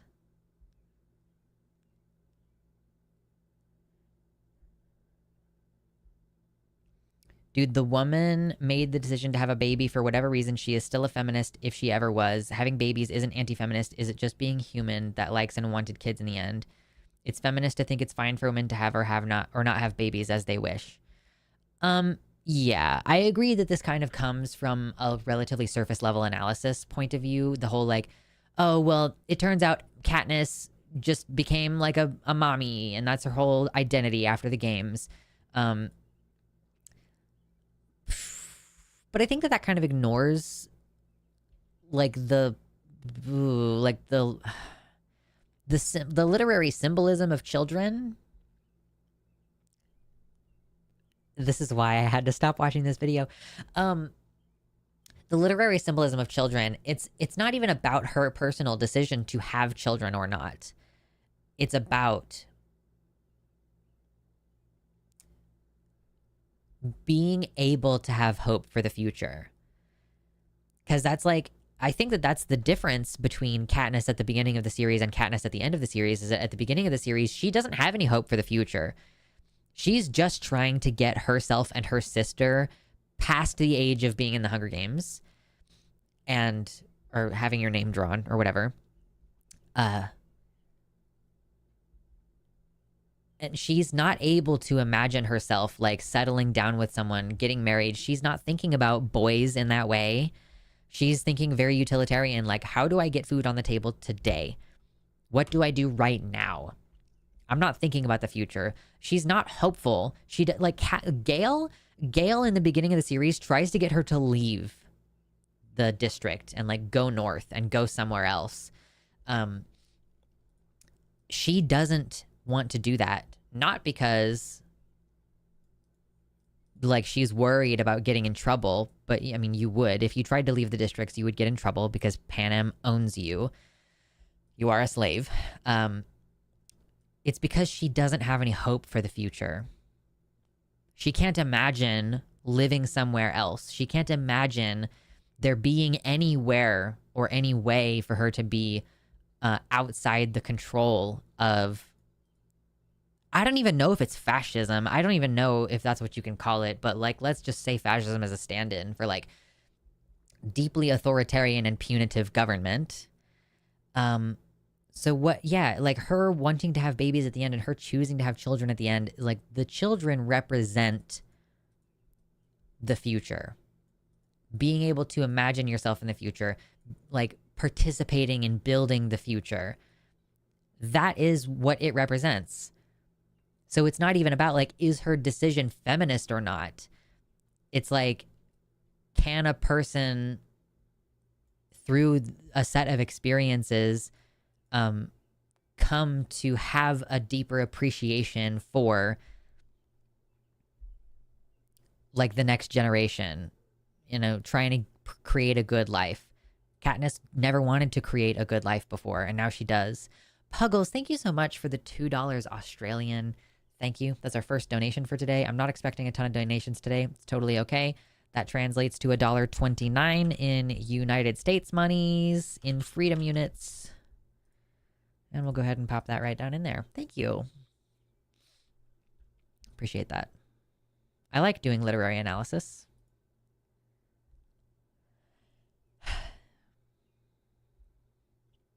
Gale way hotter. Well, it's okay. The actor, yeah, of course. Is it Liam Hemsworth? I think Liam Hemsworth is a good-looking guy. I don't think Josh Hutcherson is a bad-looking guy, but I do think I like I do think I like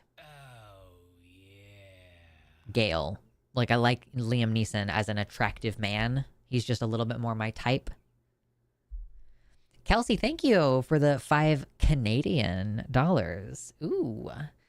That brings our total right now up to $5.37 for today's show. I know everybody just paid rent. I'm not stressing about it right now. I'm about to apply to a job where I would be making 3 times as much money as I make right now. Oh, also just want to shout out, or like a little heads up, I am not going to be on Takis tomorrow. Transatlantic Call-In Show tomorrow, you will have Josie and someone named Kara. Kara is a non-binary person who works with the Recovering from Religion Foundation, and The Line is going to be hosting a fundraiser live stream event for the Recovering from Religion Foundation this weekend. And so that's why Kara is going to be on tomorrow on the Takis. I don't know the pronouns actually. They're going to basically be there to co-host and also to continuously like shout out the fact that they're going to be doing a fundraiser. And like, you know, we're trying to raise money. Recovering from Religion does good work.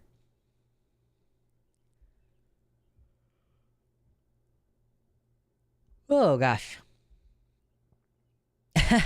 Quantum Chaos disagrees and says Liam Hemsworth 6 out of 10, PETA solid 8.5. It's all a personal preference thing. I lament that I'm attracted to either of them. It's been a fun stream so far. Thank you. I appreciate that. I would also watch you do book reviews. I have enjoyed this convo. Sure. What if I just start spewing fucking review content and just refuse to acknowledge politics ever again? And then become a social media manager for an explicitly political organization, just talking about environmentalism instead of trans stuff. Earnestly, I can't fucking talk about the Hunger Games without crying. I'm like, I mean, I can talk about it without crying, but once you get into the whole, like, what is the symbolism of this in terms of, like, the children in the series and the fact that Katniss is a child, but she has been forced to grow up faster, and then, like, children die in it. Like, oh my god, it fucks me up so hard. Do it, LOL. Yeah. Sure, okay, I'll just do it. Yeah, what if I just sit down and, like, talk about Z for Zachariah and, you know, call that good? Okay, but who's hotter, Nick Fuentes or the shaman guy who invaded the Capitol? The hottest of those two is the tapeworm that lives inside both of them. One tapeworm, 2 men. They share the tapeworm. More attractive than they are. Personal opinion.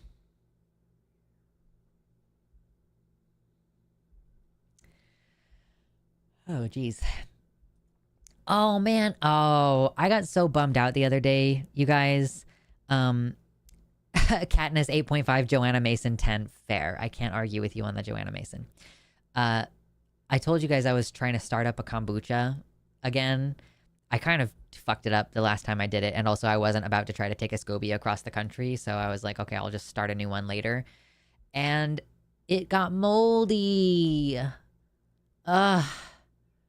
I'm so bummed. I guess I technically, like, I followed the instructions on the bag, but I didn't follow the instructions on the website that I was gonna use to, like, tell me what to do. Like a website where a lot of people reference it and go, hey, this is the one you should follow to get the instructions right. So I wasted like $14 on the kombucha thing that I bought from Amazon. And I'm so bummed out. But I fucking bought a new one. I'll buy a new one. I'll start it over. I'll do it over. But dude, genuinely, it was Monday. Yeah, I checked on this. I checked on the kombucha and saw that it had mold, and it just tanked my mood for the entire rest of the day. The entire rest of the day, I was like, wow, I feel really genuinely so horrible.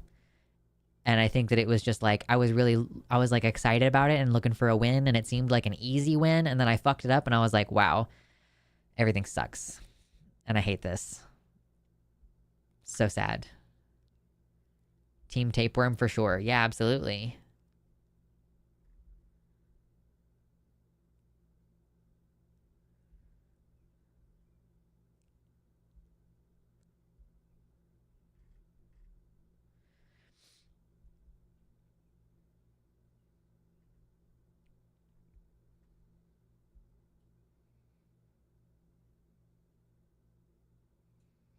Oh, someone in the comments points out that there are so many times in the series where Katniss is drawn to children and she is naturally a maternal figure. So it does make sense that she would eventually want children, even though she said she didn't want to have children. That's a good point. I've started kombucha just from a bottle of it. Turns out the culture is in the liquid and the pancakey thing is just like a protective cap that it forms. Yeah, so what I was doing was I just used the tea and was like, okay, let me just crank this kombucha out. But the website that I follow, this is the website that I have been told about. This is like, okay, if you're starting with just the tea, then you need to do like a specific like 1 to 2 or 1 to 4 weeks where you make the mother. So I wonder if that's what the mistake was that I made, was that I tried to just take the tea and put it into a gallon. I took the kombucha starter and I put it in a gallon of tea, and maybe that's where I fucked it up. But yeah, we're gonna try again. We're gonna try again.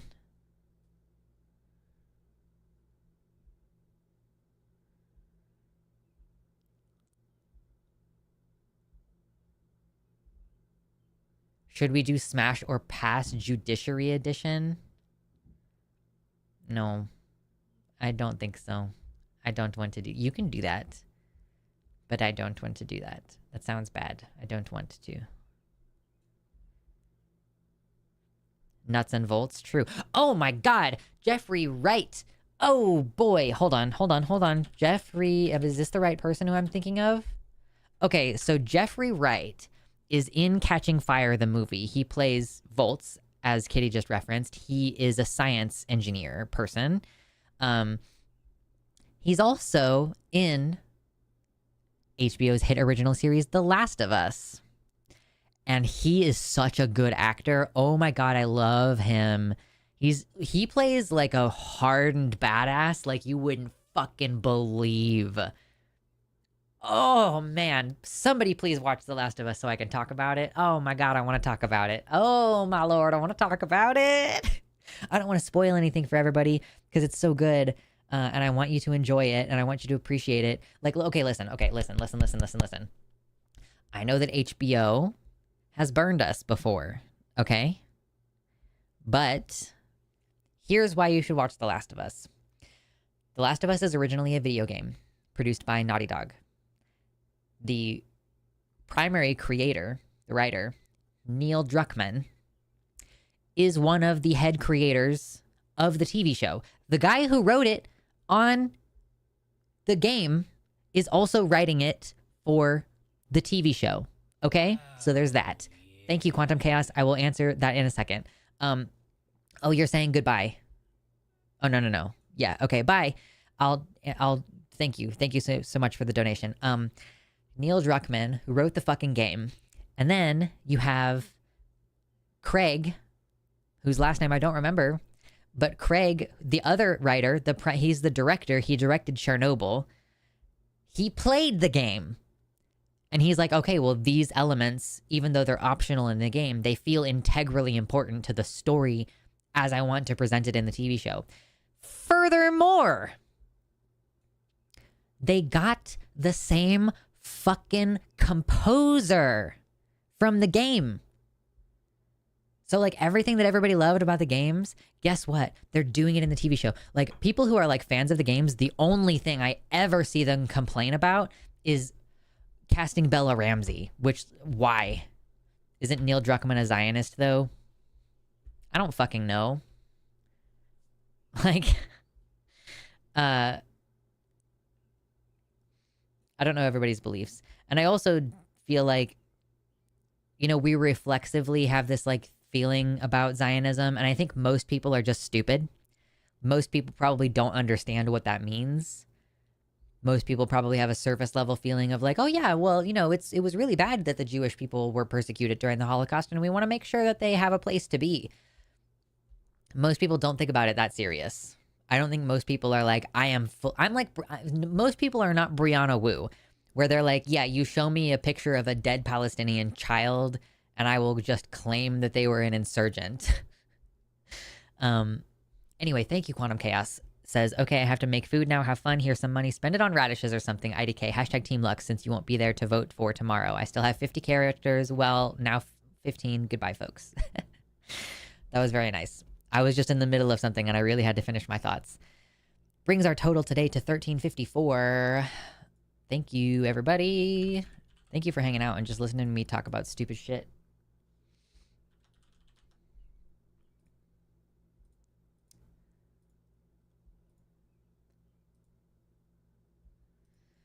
Okay. I'm trying to, I don't know if it's showing yet that like I've been working out my shoulders like you wouldn't fucking believe. And I don't know if it's starting to show yet. Speaking of The Last of Us, I want to have big Abby shoulders. I want to be like Abby. Abby, The Last of Us.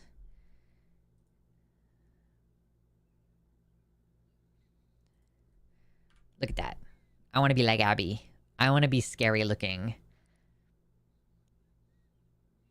They picked an actress who is not buff to be her. And I think that, I mean, I personally feel like it makes a lot of sense for the character to be buff, but whatever. They just got the actor that they felt could embody the emotions the best. And I think she's doing a good job in the show. So whatever. Them delts looking good. Yeah, I have no idea if it's starting to show any difference yet. It shows big guns. Okay, listen. This right here, I just have, I think, fat right here. I guess some of it is, like, really insanely strong tricep, but there is some amount of pinchy. And, like, you know, this is a thing that happens where you get the, like, when you have estrogen in your body and you get the arm fat. It's whatever. Should have been Michelle Rodriguez. Oh, you mean it should have been like a 50-year-old woman instead of somebody who could convincingly look 25? What? Actually, how old is Michelle? That was a guess. How old is Michelle Rodriguez?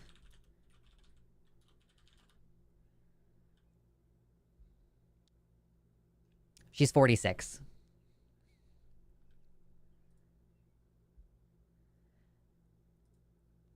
But the thing that I'm looking at when I'm exercising right now is this. I want this to get bigger. So like this I haven't really been working on. The point is that this is big, whatever this is, and I'm trying to get the shoulders up here to like round out the appearance. And I'm like, I don't know if it looks less disproportionate yet.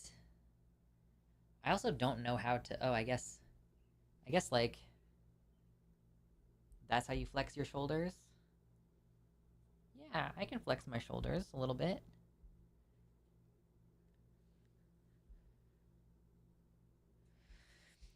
Kitty says, correct me if I'm wrong, but wasn't Zionist in reference to the belief that Israel has to exist where it does, i.e. biblical Zion, in order for certain prophecies in the Bible to be fulfilled, including the destruction of the Dome of the Rock and the rebuilding of Solomon's temple?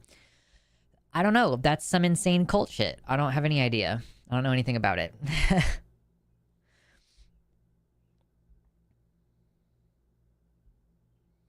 Wouldn't you need to cut in order to see like that cap effect bodybuilders have? Yeah, I'm doing a cut right now.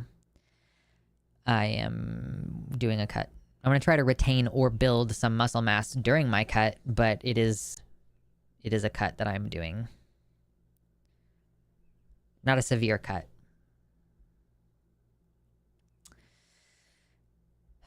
Yeah, Abby is such a beast, truly. Ugh. Picking a not buff actress is weak shit. Well, okay, so, but actually though, like, who, like, okay, to be fair, so this person needs to be convincingly, like, 19 or 25, like, between those ages, because that's the ages that we've seen Abby so far. Young actresses try to fit a certain physical embodiment to get them the most roles they can. I don't really think there are very many actresses who are buff just normally. Like, of course, Natalie Portman put on some muscle for her role in Thor. And frankly, I don't even feel like she looked all that muscular in Thor. So it's like because you are trying to get as many different roles as possible, like buff women are not desirable or they're not portrayed as desirable. So it's like you can't be a romantic lead.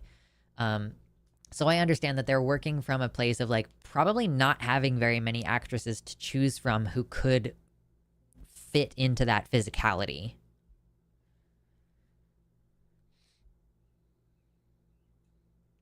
Oh, have fun, kitty tick.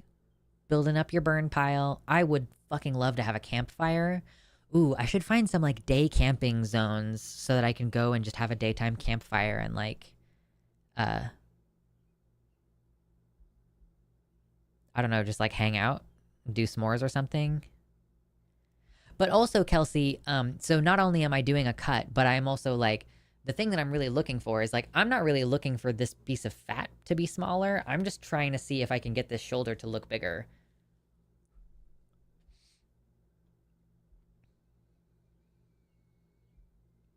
Surely there is some actress alive who is into CrossFit or a woman into weightlifting with aspirations towards acting. Yeah, choosing from established early 20s actresses would make it very hard. Yeah, and I don't even know, like, I'm definitely entering this time of my life where sometimes there's a young actor and I'm like, whoa, where did you come from? And it's like, well, it turns out they've been working for like 10 years, but they only just got a role that ended up in front of me.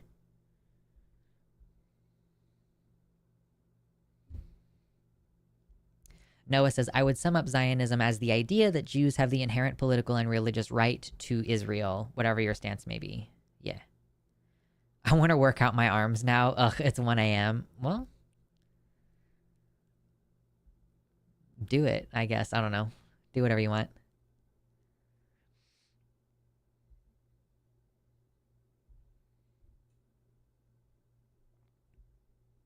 Most recent very buff actress was in Love Lies Bleeding. Love Lies Bleeding, buff actress. Katie O'Brien. Oh, man. What?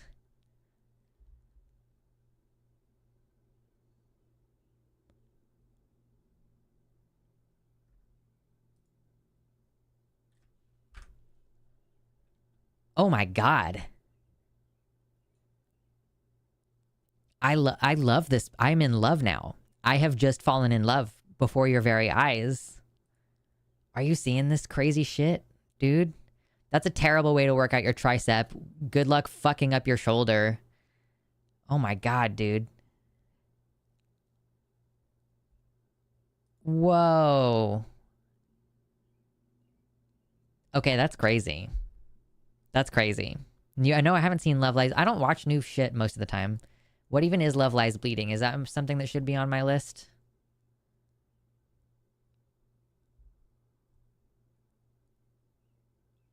Oh, is this a queer movie? Does this need to be on my list?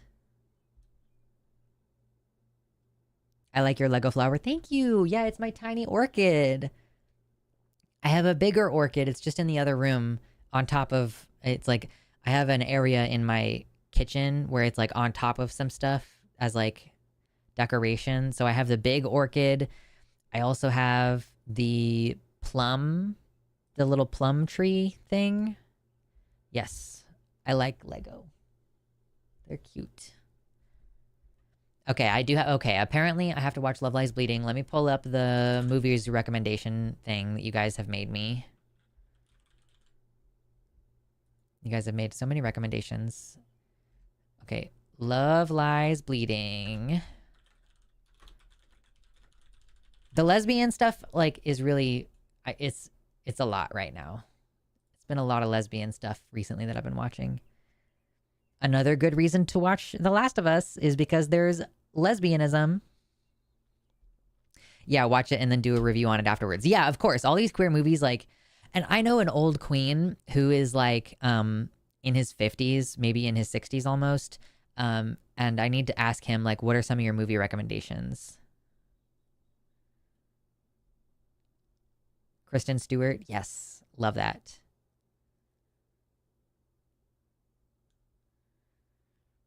Baby gonna grow up camping. Yes. Oh, I love that. Having a campsite on your land. That's good stuff.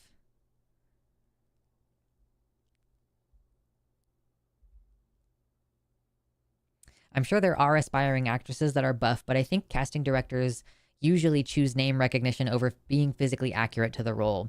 That's a good point, Melatonale. I don't really know if that's the case. Like, okay, there aren't very many actors in their 20s, in their early 20s, that I know the names of. So mostly, like, when it comes to like the draw of the actors, okay, Pedro Pascal and Bella Ramsey were both in Game of Thrones. Boom, easy. I don't think that there are any other. Oh, except for fucking Jeffrey Wright now. But for the most part, there haven't really been a lot of like hard hitting, like, yo, that actor's name is drawing me into the property. But you're in second season, you don't really necessarily need the star power as much. I'm super into orchids lately. I keep getting free ones from my work. Orchid jungle in my GF's office right now. Oh my god, that's lovely. I regrettably lost all of my plants in the move. They all died, which was so sad. And now the only plant that I have is a spider plant cutting that I got from a plant swap. And I really need to it's been in water since like March, and I need to switch it into soil. I just don't have any soil. Oh, I should put that on my fucking Walmart list for this week and just get like a tiny bag of soil. I'm still tripping on how I found a potato this big in my garden today. I almost wonder if that was one that just like didn't get harvested by the person last year. I don't know. Anyway.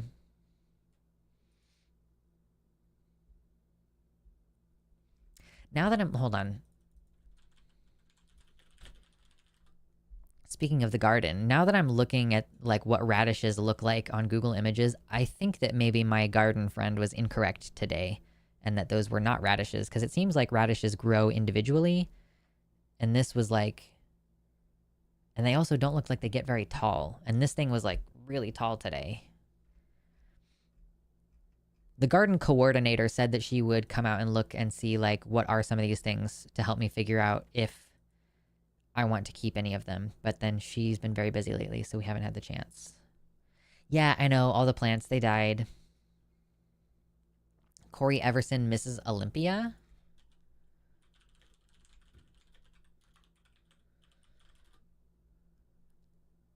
Okay. Yeah. No, yeah. Okay. Yeah. Sure. Yeah. I get it. Was she an actress or was she just a workout person? Was she in movies or did she just do bodybuilding? Anyway, I am going to take a little bathroom break and I will be back in a minute and we will continue talking about nonsense when I get back. Don't go anywhere or I will cry. Oh, I'll leave you with some music too. I'll put on some more Jazz Dog. Hold on, where's the Jazz Dog? Come on, I need the jazz dog. I need the jazz dog. A jazz dog. A jazz dog. A jazz dog. All right, kill me.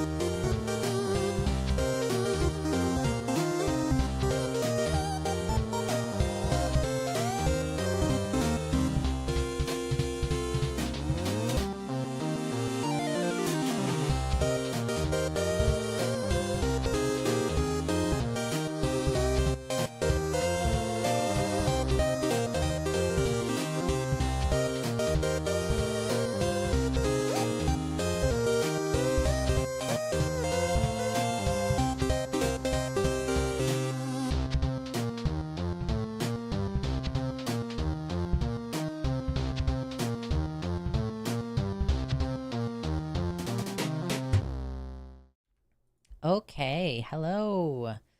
Sorry for taking a little bit longer than I anticipated on that one. Sometimes you go to the bathroom thinking you're going to do one thing, and then it turns out it's time for the other thing.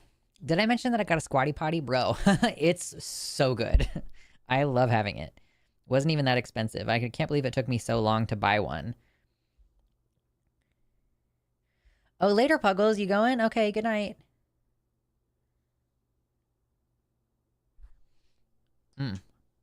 Okay.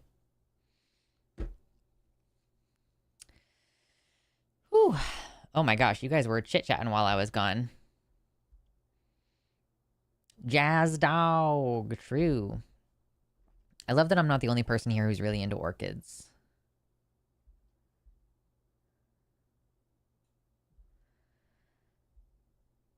I'm not sure what's more gender affirming for me, getting a gender affirming haircut like an undercut or waiting until my hair gets to be long and flowing in the wind. I mean, you can see that I also was kind of struggling with that, and the answer is get an undercut and grow your hair out. Like, that seems to be the answer to the question. My hair is stalling out. It hasn't gotten any longer in a while, and I did cut like a little teeny tiny bit off of it, but not that much. I don't know what the deal is. It's like slowed down growing or something. The unicorn squatty potty commercial is true. Okay, so what I will say is the squatty potty makes things go much faster. So you'll be like, oh, am I done already? And it just like, and you look down and there's like an entire foot-long poo that all came out in one piece. It's crazy.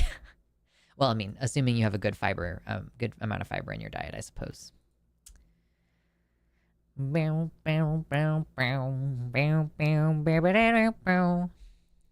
Jazz Dog. Go buy Jazz Dog's music.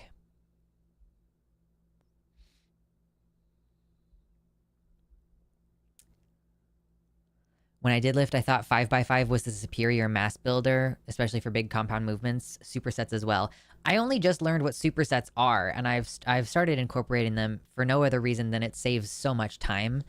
Like, instead of, I'm like, okay, let's say I have like, I could superset like overhead press and upright row. So like if I'm doing a row, that's like a pulling, and that's different from like pushing up. I'm not actually sure. I would need to look into it. But let's say something like that. So instead of going like, okay, I'm going to do a bunch of these and then rest, and then a bunch of these and then rest, and then a bunch of these and then wait 5 minutes, and then switch to doing upright rows and then do some of those and then rest, and then do some of those and then rest, and then do some of those and then rest, and then wait 5 minutes to do the next thing. Instead, you can, and again, I don't know if these specific exercises work together this way, but you could be like shoulder press, no break, immediately go into upright row, and then do the normal amount of rest that you would do, like 30 to 60 seconds. And then do both of those again, boom, boom, boom, boom, boom, boom, rest. And then boom, you've taken out like you've taken out 2 chunks of rest in between sets, and you've taken out 1 big chunk of time as a rest between exercises. So yeah, supersets are amazing.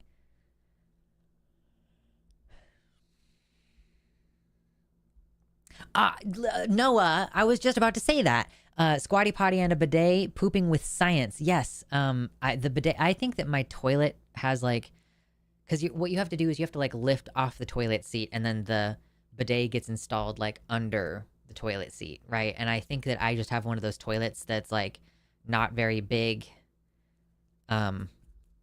Connection point, like not very much space in there. So I don't actually know, like, if I tried to get a bidet, would there just not be enough space for the toilet to like be low down enough to screw in the back right there, you know?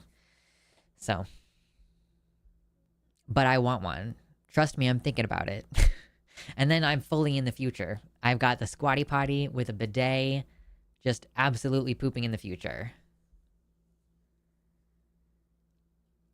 Baby, that's too much. That's too much. You gotta pull it back. You gotta pull it back on the horny posting in my chat. You gotta pull it back a little bit. You know who you are. Let's see. What else do we have going on today?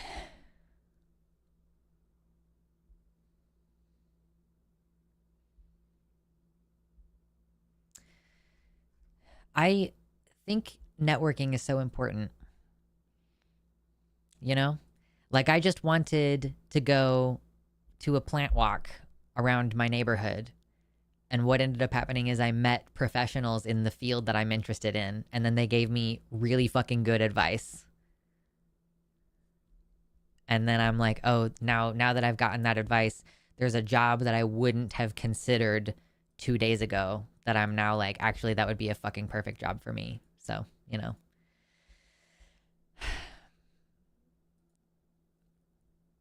It's like sometimes it makes it feel like, oh, things are just going to work out. And I'm skeptical of that feeling. I'm very skeptical of that feeling. Why don't we do a 1-card tarot draw really quick? Just really quick. Only one card, not doing a whole reading. I am so bummed out about these cards, dude. These were a gift from my friend who bought them for me off of Amazon. And like, so whatever. That was really kind. Do you see how uneven these cards sit? Like, look, okay, I put my head behind it.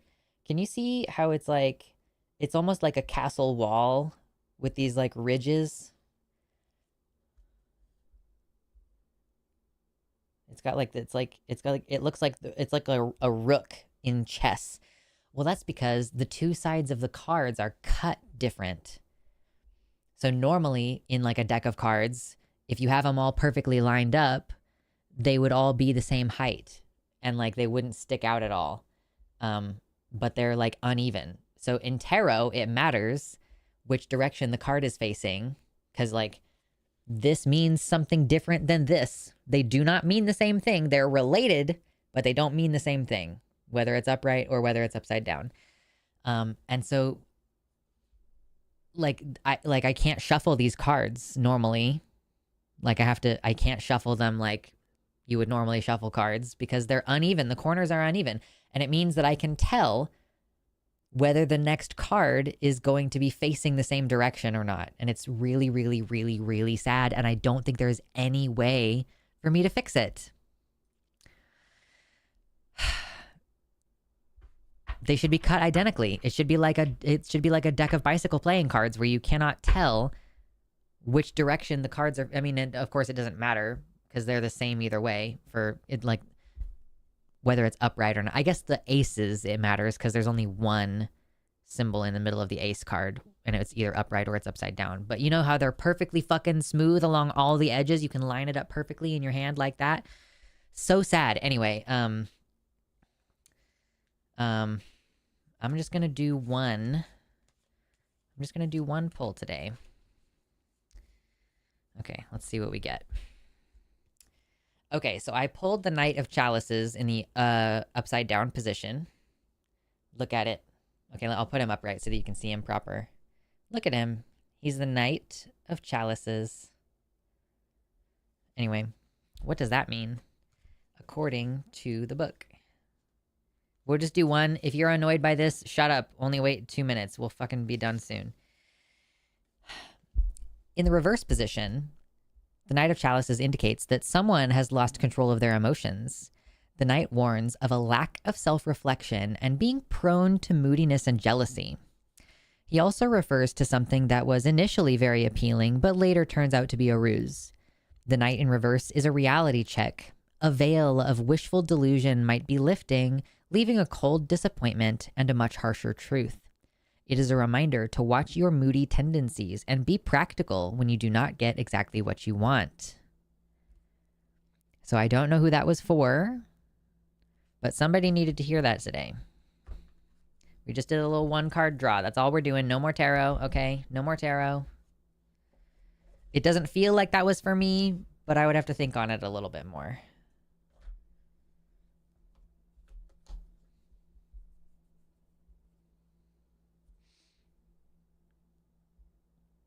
Oh, wait, are we trying to get me to do more tarot? I wasn't planning on doing that. Woodland dragon type of life. True. I don't even know what you were saying that in reference to, Nasty, but true. Woodland dragon. Nah. Me.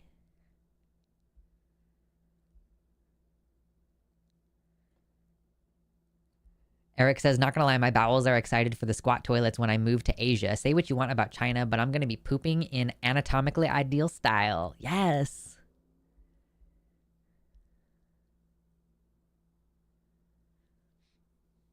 Oh my God, the demand for more tarot. I want to be totally clear. I think tarot is fun.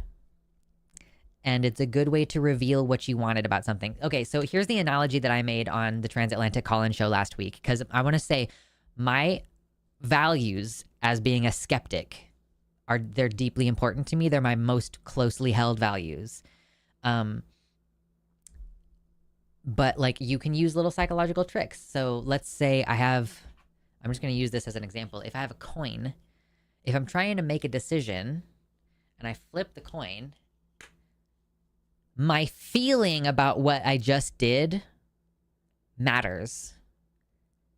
If I'm like, okay, I'm having a hard time deciding whether I want to ask Natalie or Sabrina to the dance. Like, okay, well, you know what? Heads, I will choose Natalie, and tails, I will choose Sabrina.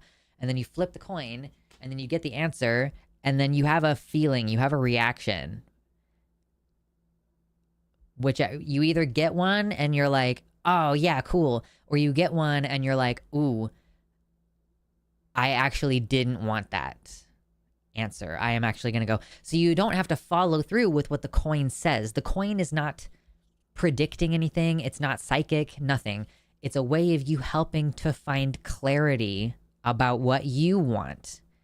So when you're reading tarot, and if you know the general meaning of cards, like I know the death card, which that sounds ominous, but the death card represents change. Or if it's in the reverse position, maybe it represents like an unwillingness to change, or like a stagnation, or a bad choice, or a difficult choice, or something. So,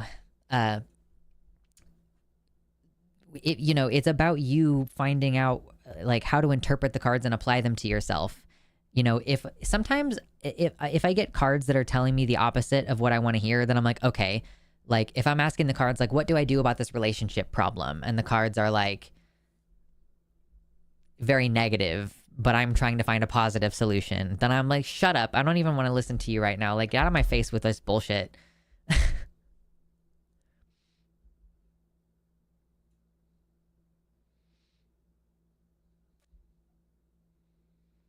Yeah, you learn what it was you were hoping for while the coin was still in the air. Is a good way to put it. Does the tarot translate to a regular 52 card deck? Nope. A tarot deck has 78 cards. 78. You can see the deck is much bigger than a 52 card deck. Mine technically has 81 cards, but that's because I have 4 different lovers cards, and you choose one of the lovers cards to put in the deck. So this is kind of like a queer affirming deck, because the 4 lovers cards, like there's one that's clearly 2 males, there's one that's clearly 2 females, there's one that's like clearly male and female, and there's one where there is like, I think one of them is more masculine and one of them is more feminine, but it's a little bit more neutral, and that's the one that I have in my deck right now. So yeah, mine is queer.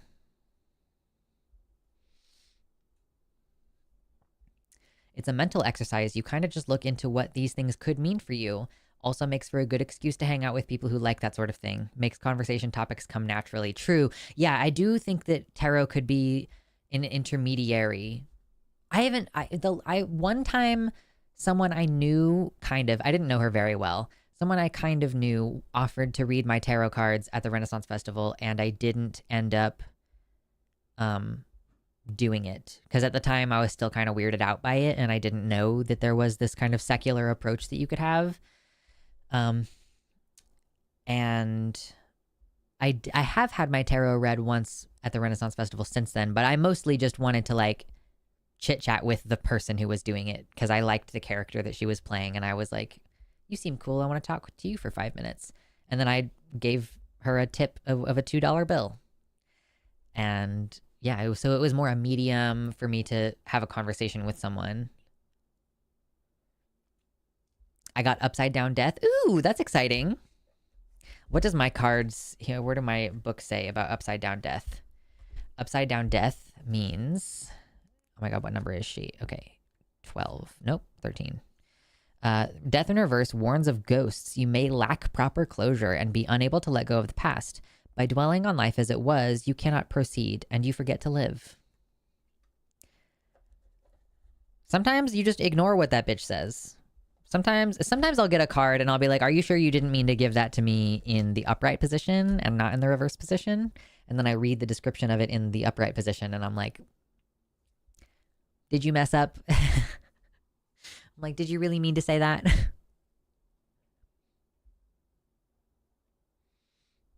Excuse me.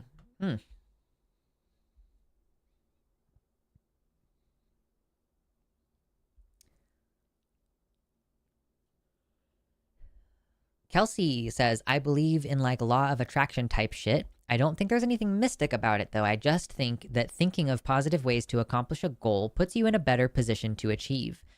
Yeah, I don't even think that that is mystical. Isn't there like scientific evidence indicating that if you envision your success, you're more likely to succeed? So if you're in a positive mindset where you feel like success is possible and you can envision yourself succeeding and you can imagine what life would be like after you succeeded, then you are literally more likely to succeed. It's like it's a psychological thing more than anything. Tarot reading is written into at least one D&D campaign I know of. Oh, that's fun. I like that. It's cute.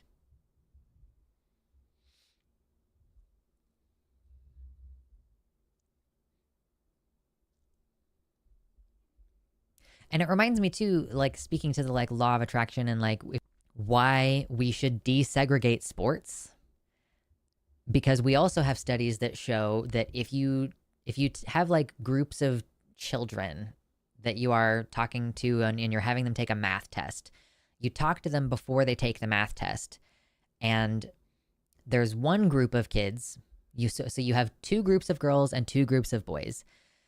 One of the groups of girls and one of the groups of boys, you tell them about the math test in a neutral way. You just say, okay, we're going to take a little math test and da-da-da, here you go. You have this much time. Go ahead and do it. And then the other group of girls and the other group of boys, you tell those groups, well, girls tend to not do as well on this test, or girls tend to not do well on math tests. The girls will perform worse when you tell them that. And the boys perform worse when you tell them that girls don't do well. You're not saying, oh, it's not like to the girls, you're saying girls do poorly on this test, and then the boys, you say boys do poorly. You tell both groups that girls do poorly on this test. And both boys and girls perform worse. I think the girls' performance suffers more, but they both perform worse.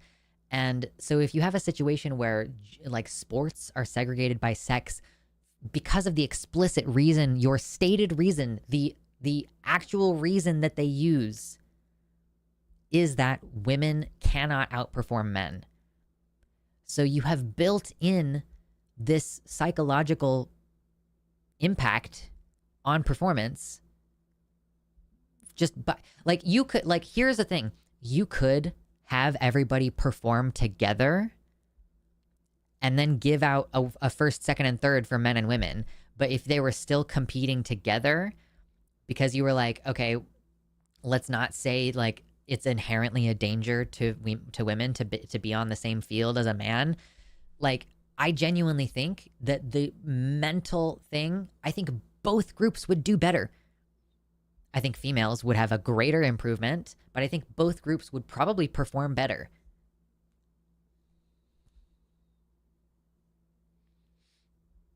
Nice weather turned to drizzle, and the chainsaw don't like drizzle. Also, burn pile doesn't like drizzle. Oh no, that sucks, kitty. I was wondering, I thought it was supposed to rain today, but I don't think it has. It's called sports psychology. Oh really? There's like a, do we study this?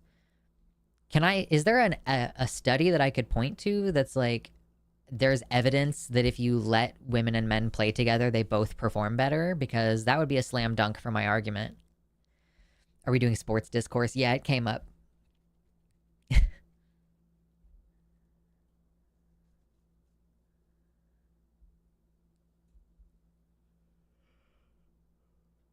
I do think that was relevant. I just went through a big breakup and I'm struggling to see a future away from it. Oh, Mosh.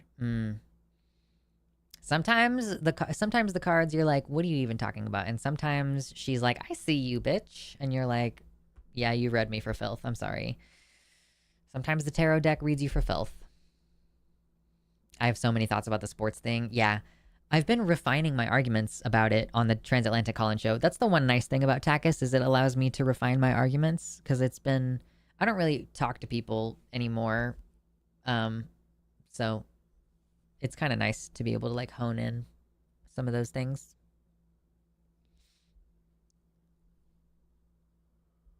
How to suss out eggs? Like, sure, if there were boys in the group who performed even worse than all the other boys, it turns out those ones are eggs. That's funny, and I had never thought of that before, Mickey. I like that. I don't know. That's so curious. I'm wondering how accurate that would be if we were to look at any of that. But the problem is that, like, the studies are randomized, obviously. I'm sure that they don't sit there and go, this child did 88% worse or whatever.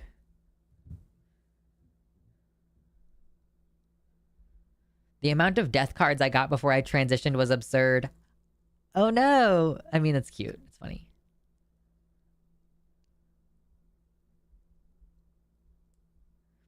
Thank you, Time. I appreciate.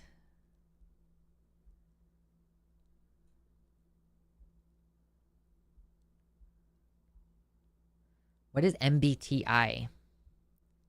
MBTI? I don't know what that is. I gotta drink more water. Water. Yummy, yummy in my tummy.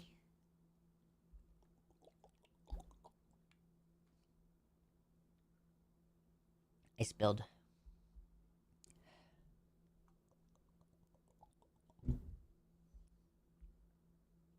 Does anyone want to send me $40 so I can buy a new bra? I don't have any like regular boob bras that fit. I only have sports bras. Cause I'm a thick bitch now. That's what's happened to me. I bought a bra and it's like a fucking 34G, but it's not big enough anymore.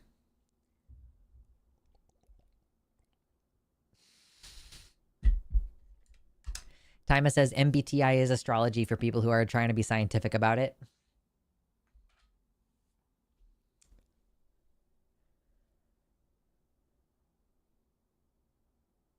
I'm very pro combining sports because there are going to be women better at some positions and men at others. I love that the best three-point shooter in NBA history is 6'3" and not tall in a WNBA lineup. Oh, MBTI is those like INFP, ENFP. Okay, cool. Yeah. I know about that, and I know about Enneagrams. I've heard about Enneagrams because I follow Rhett and Link, and I listen to their podcast sometimes. They're like, I'm an Enneagram 6 or whatever.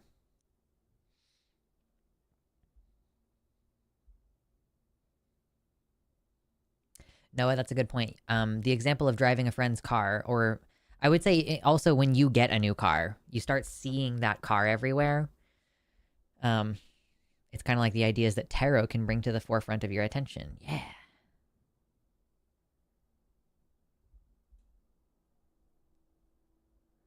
What's everybody having for dinner tonight?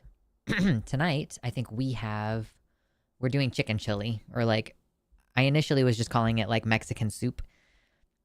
I love doing one pot meals in the slow cooker. So in one pot meal, I put chicken breast in there with usually a can of crushed tomatoes and chicken broth and salt. And like I just let that slow cook. And then as that's getting close to dinner time, I will put in a bag of pepper and onion blend, like frozen pepper and onion blend, like bell peppers, and usually like a can of corn, maybe sometimes a can of black beans. And then I'll put in like a bunch of Mexican type spices. And if that needs to be topped off with water, I will. But, you know, you're going to get water in it from the pepper blend. It's going to melt into it. So, yeah, it's a super easy one pot dish. I love it. Oh, you gotta go in and like, I know that I don't really know why. People will like pull the chicken out of the container and put it on a cutting board and then shred it apart with their forks. But I just do it inside the slow cooker. I just grab my forks and I just go like, I tear it apart. Bean soup. Oh, hold on. Viren is going to have lamb with rice, currants, and pistachios. A recipe from the Ottomans, apparently. Fuck you. That sounds so good. Dude, I've had lamb like once. I bought lamb chops just kind of on a whim. I wanted to try them out. Oh, man. It was so good. Like, genuinely, I think I like lamb better than I like beef. It was so fucking good. Kitty's gonna have red pasta with meat and garlic bread. Forgot to grab salad stuff. Oh no. Man, it's gonna be white people tacos tonight. Listen, I do love a white people tacos. I think we did it, yeah, no, it was earlier this week. I've been doing, anytime I would normally do ground beef, I've just been doing ground pork recently, because you can just buy ground pork, and it's a little bit less unhealthy. It's still pretty unhealthy, but it's like less unhealthy than beef. I'm really only eating beef rarely right now. So pork, you saute up an onion, you throw the pork in there, you cook that, and then cut up some tomato and some lettuce sometimes. And then I'll make my own guac. I'll buy the avocados, put a little bit of lime in there, a little bit of salt. Boom, simple. Sometimes sour cream, usually some cheddar cheese, shredded up. And sometimes also I'll heat up a can of black beans. And that's fucking, oh man. We don't do white people tacos, we do white people burrito night. We do a burrito. And then if there's any leftover, I might do like a little nacho plate. That's what I ended up doing with the leftovers. I did a nacho plate for lunch yesterday.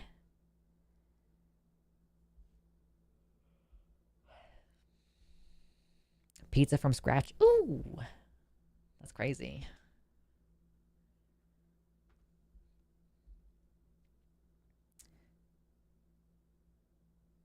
Paula Radcliffe held the women's marathon record for years because back in the day, the marathon was mixed and she had male pacemakers. Pacemakers. I don't know what that means in that context. Does that mean like male competitors against her? Instant burrito craving. You are welcome. Kitty, totally. I can't wait until we own a house maybe someday, maybe. Because so many rentals like don't let you have a deep freeze. Maybe if you have a garage, but like I think probably it's just because they're so heavy that often like rentals won't let you have a deep freeze. But I want one. Because yeah, you can buy a whole half a cow once a year. How much is it when you buy it all at once? Have you done that before? Yeah, pacemaker, exactly. Transcat Dad says pacemaker, like I have the cyborg heart of a man. That is the first thing I thought when Mobius Trip said that Paula Radcliffe had male pacemakers.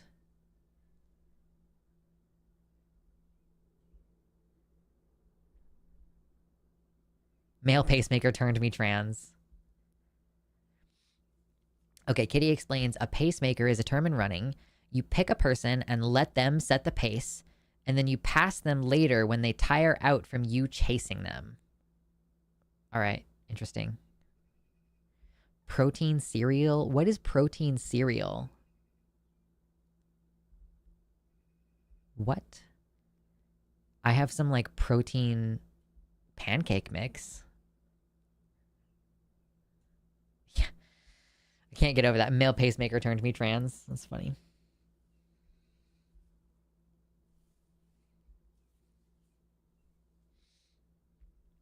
I love how big my hair is when I first switch over one side of hair to the other side. Pacemaking is a really common practice in all sorts of running disciplines. Okay, well, that's good. I don't think I'm ever going to be a runner. I want to be a hiker. I want to be a bicycle person.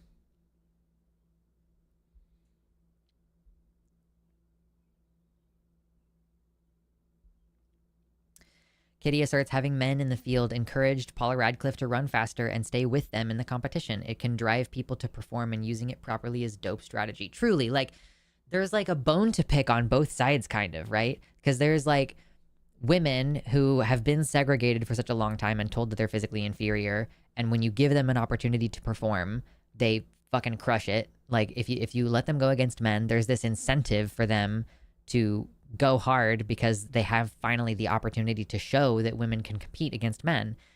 And then on the other side, you have men who are like, oh my God, is this woman about to pass me? And they put more into it. Like, why? Like, I think that it would push sports excellence in every possible way to integrate the sports and, for safety reasons, when necessary, separate things into height and weight classes.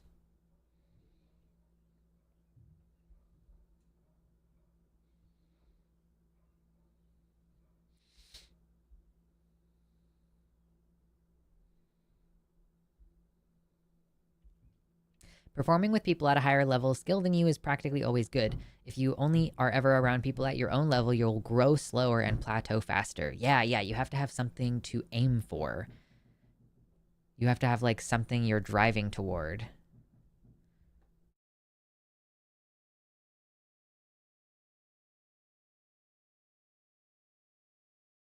Keto cereal? Oh my God.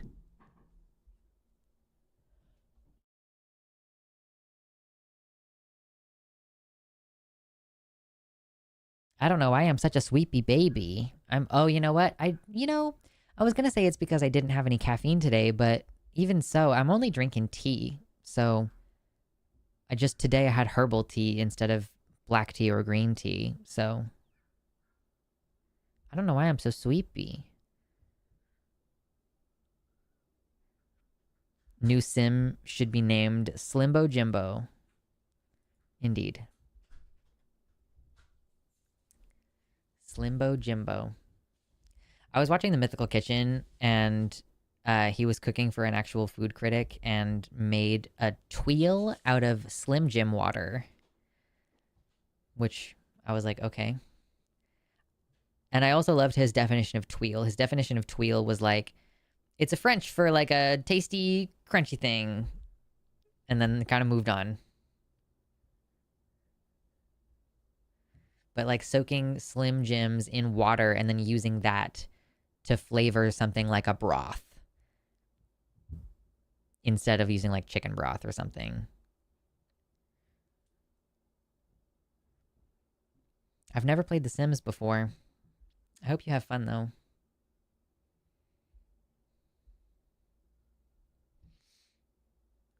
I also had chips and guacamole today. Thank you, Mickey, for being my twin. I just had leftover guac from White People Burrito Night the other night. And it was a delicious lunch. I know, you can't get a straight answer here. It's not something we do. We don't do straight answers.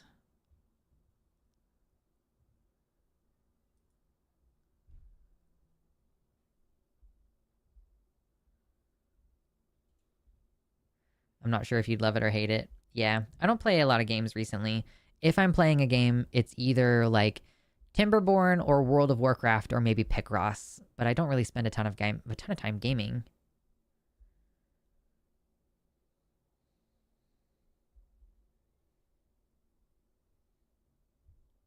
Why would you want a straight answer? I know. Ew. Ew. God. Timberborn is so good. I know. I'm reaching this point. I'm on like the biggest map size that you can be on, and I'm reaching this point where I really don't actually like having more than one village, and then you have to trade between the villages. Here, let me show you. I just want to show you guys where I'm at with this. I'm not really going to play the game for any extended period of time because it's not really what I'm in the mood for right now. But I do want to show you what I'm talking about real quick. Timberborn. It's a beaver game. Beavers.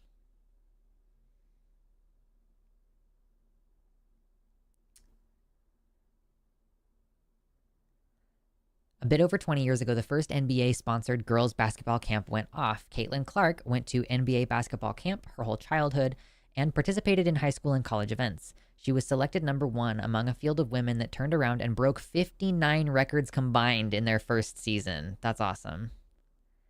I just want one big beaver colony. Yeah, that's kind of functionally what I have right now. Beaver game. Black tea has more caffeine than a lot of coffee. does it? I thought that I specifically Googled this, and it was like, no, coffee pretty much always has... Maybe I was looking specifically at green tea? But also, I don't know, if I'm doing like 1 teaspoon of tea versus like 3 tablespoons of coffee, that's typically the kind of difference that I'm looking at there. Here it is, we go to the beaver town. Is it nighttime? Do I have to wait until daytime? Can you load faster? She's struggling. Excuse me. Excuse me. Should I take that segment earlier where I was bitching about this book and turn it into a segment on the stream?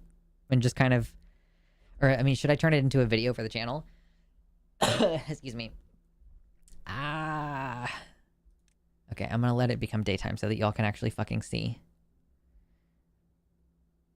Pretty sure coffee always has more caffeine. That was my impression.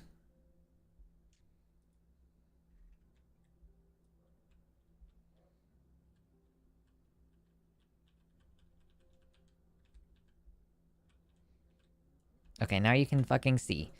It does not need to be on 3 times speed anymore. Okay, so this is where I started. This little area here. This is my first building. This is my district building. That's the one that you start the game and there's one of those. Okay. So then I started expanding out here.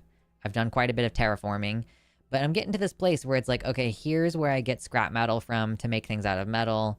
And that's really far away, and you can see, like, the paths where it's like, yeah, okay, all of my guys can pretty easily get to anything over here. And then I have some guys over here who... I'm just gonna go ahead and pause this.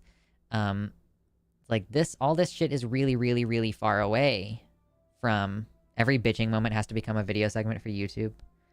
Does that mean that well, is it bitching? Is my little Hunger Games section bitching of, like, Katniss actually is...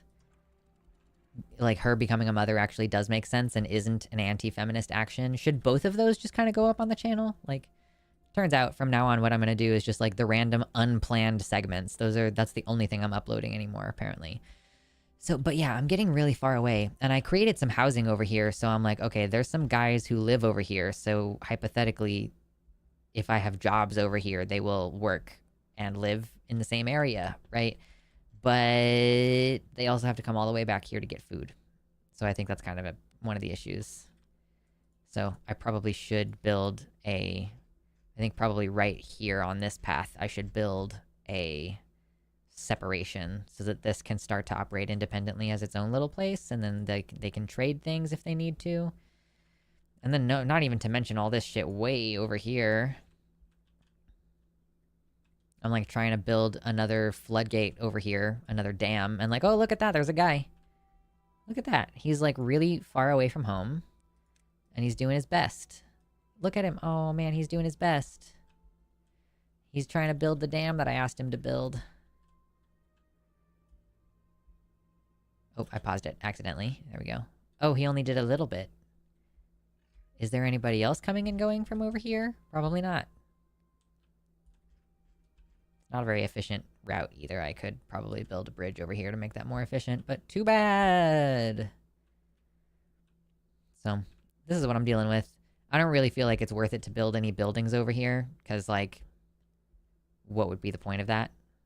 But I am trying to expand down this way. You can see I've made a bunch of dynamite stuff here, and I'm gonna detonate them all at once. Maybe we'll let this go until they get all of those. We'll let this kind of run. And then once we get all of that... Wait, what's happening? Why is there... Hold on. What's happening?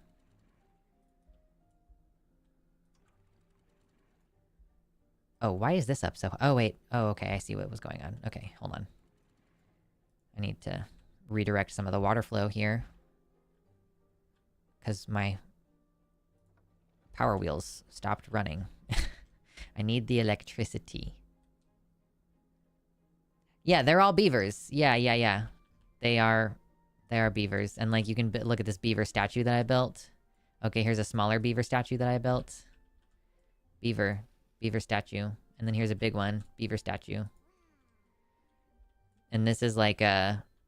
This is like a... I don't know what this is. Agora? They gather. They discuss timber-related topics. What is this thing I just built? Oh yeah, this is a brazier of bonding. It's... Oh, whoa, whoa, whoa, whoa. It's a little family. It's a little family. Isn't that fucking cute? Isn't that crazy? I hadn't even looked closely at this until just now, so I don't think I even knew what that looked like. Beavers. This game is called Timberborn. And we're just gonna kind of let this go for a bit until all of these dynamite get filled in. And then we'll blow it up, and I'll show you what it looks like to blow stuff up in this game.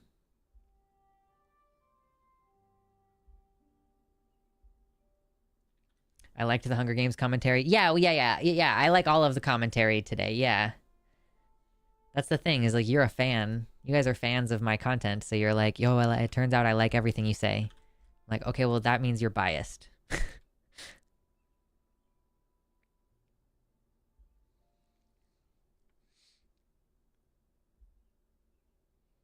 If you play this game, you have to watch hundreds of beavers. I know, you have I'm staring at beavers right now. So many beavers. All the beavers. This has now become a joke about pussies. Oh, look, they like to decorate their tails, too. So this is a little thing that, like, paints on a decoration on their tails. You can look, even the babies! Even the baby likes to decorate his tail.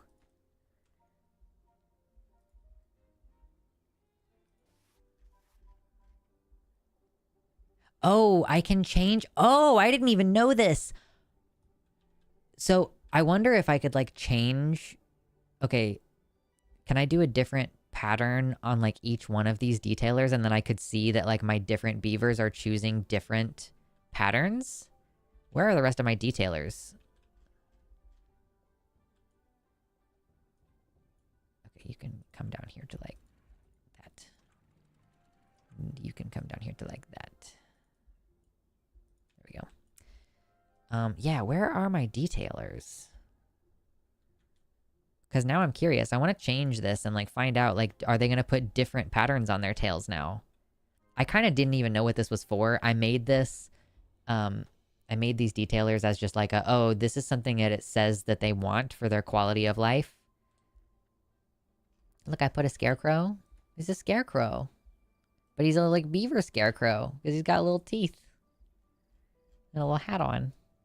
Do you have any zip lines? No, I don't think we have those on this race. I think that zip lines might be something for the Iron Tooth. These are just the regular beavers. Regular beavers. Do we have the... No, we can't explode this yet.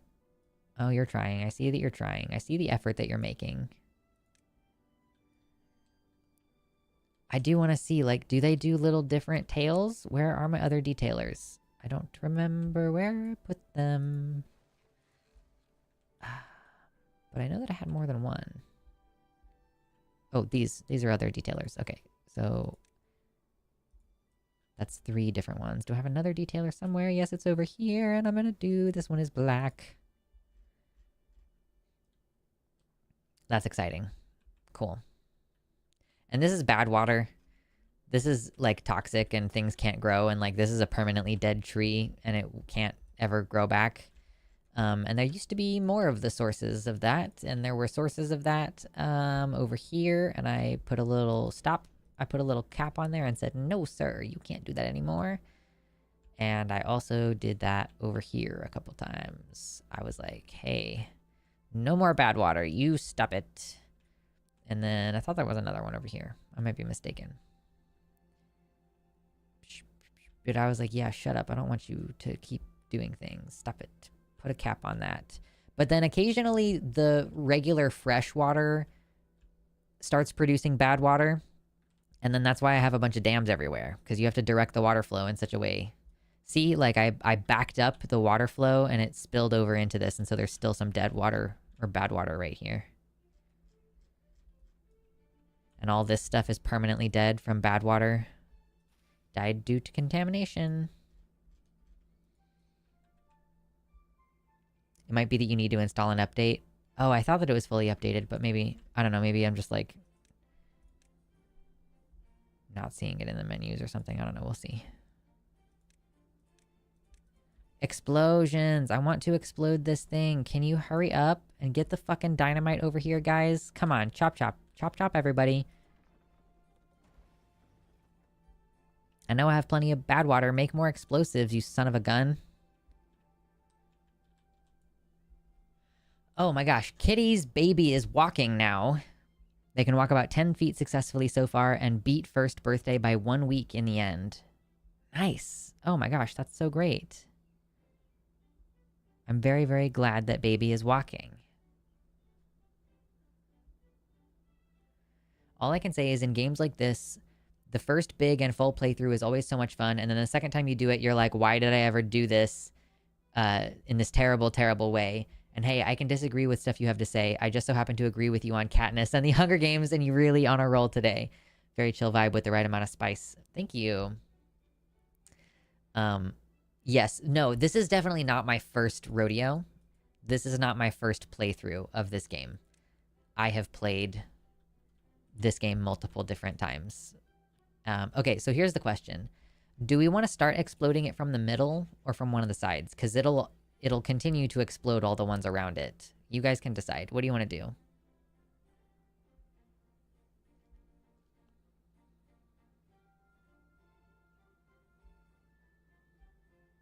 Stamp that beaver. You just reminded me of a song that my partner's been listening to the last couple days. It's a YouTube guy who posted a video about, like, being a bard in a D&D party. We start in the middle? Okay. Kitty gets to dictate it. Alright, let's look at it. Detonation. Boom.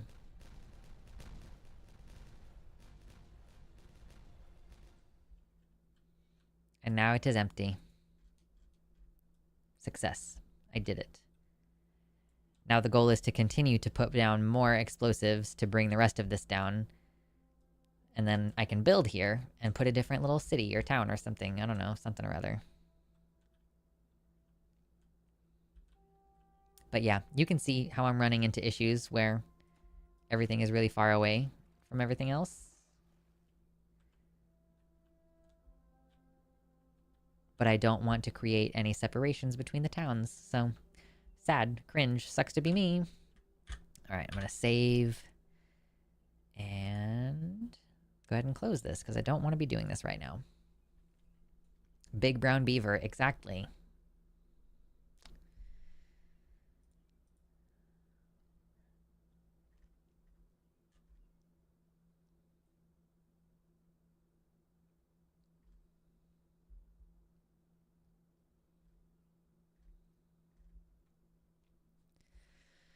Oh, goodness.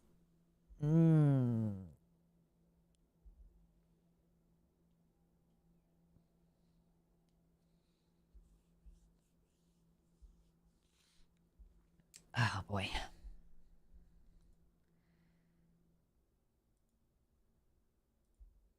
Trying to get rid of some of these tabs from earlier. I don't need this YouTube video open anymore. Oh, this is a cool looking flower. I don't think I've seen this kind of flower before. That's neat. It looks a little bit like a daffodil, but I don't think it's a daffodil. Or maybe it's just next to a daffodil. Cool. Oh, let's see. What else is going on? What are everybody's weekend plans? Because we are coming up on the weekend. I was considering going to a volunteer event on Saturday, but I think I am going to stay at home and work on some stuff at home instead of doing that. I will have many future opportunities to volunteer if that is something I want to do.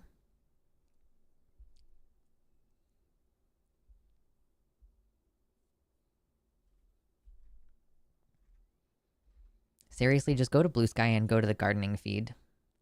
It will make you feel good about life. You will feel so good about everything.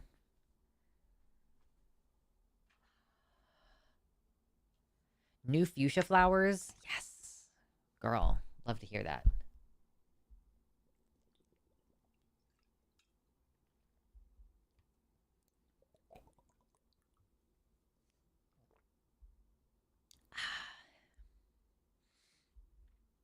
I'm gonna plant them over the pond that has goldfish in it. Ugh, so jealous.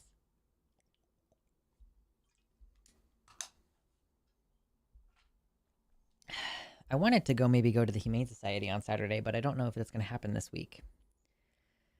Maybe I'll also work in the garden Saturday morning. Hello, Mabs. Yes, I'm still going. Usually what we try to do here is we try to do a 4-hour stream.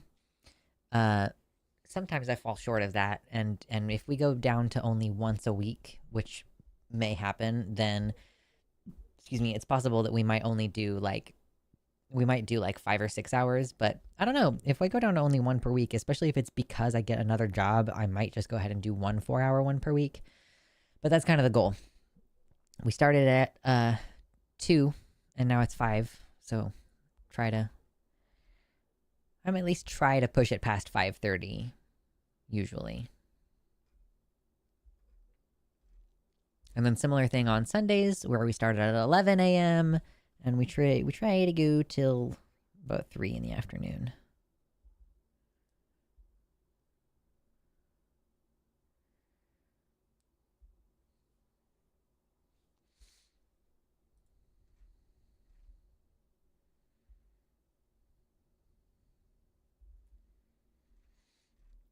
But unfortunately, sometimes it's 5:10 and I am running out of things to talk about.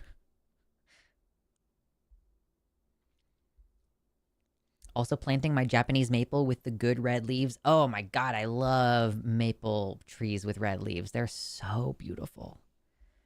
Catching up on my commission work during the weekend and go outside. Yes, Nasty, that's a good plan.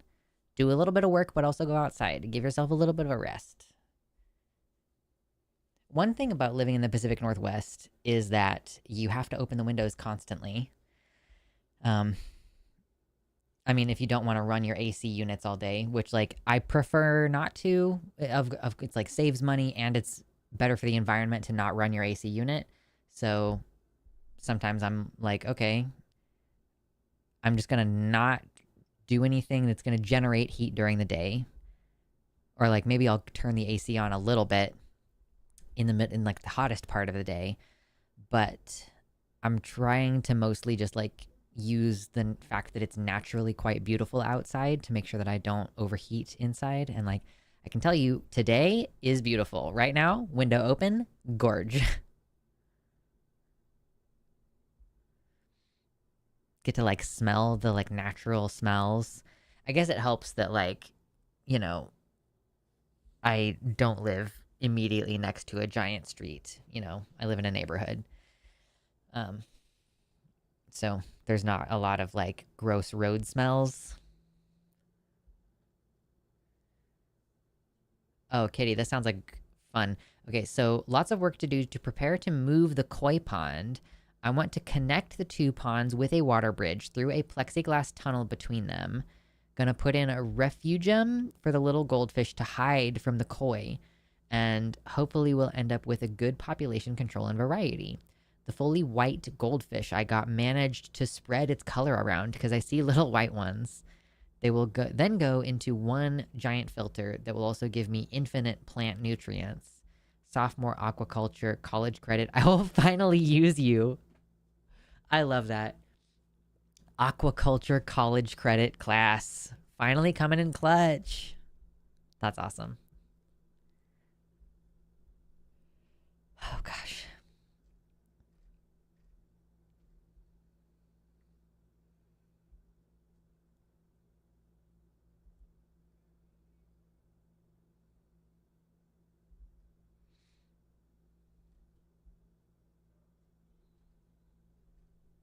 I found out this year why people hate Bradford pears so much. Where I am from, everybody hates Bradford pears, and I'm like, okay, I know that they break easily. They fall easily, like branches will fall and break shit. And I also know that they're like invasive. They crowd out other plants. I've been told that Bradford pears smell bad, but I did not understand. I genuinely was like, dude, it smells like fucking dog shit. I was trying to keep the windows open because I prefer to try to keep the house cool by opening the windows. But there's Bradford pears in my neighborhood. And genuinely, I was like, dude, it smells like someone left their dog shit out there to rot. And like a bunch of dogs. And then it turned out to just be the fucking trees. Which, funnily enough, consequently, I was on Instagram and I happened to see a video from a dude who decided, I think his shtick was like making unconventional ice creams. And he did make an ice cream from the flowers of a Bradford pear. And apparently it was insane. Apparently it was disgusting. He was like, I can't eat this. It's really, really, really, really, really bad.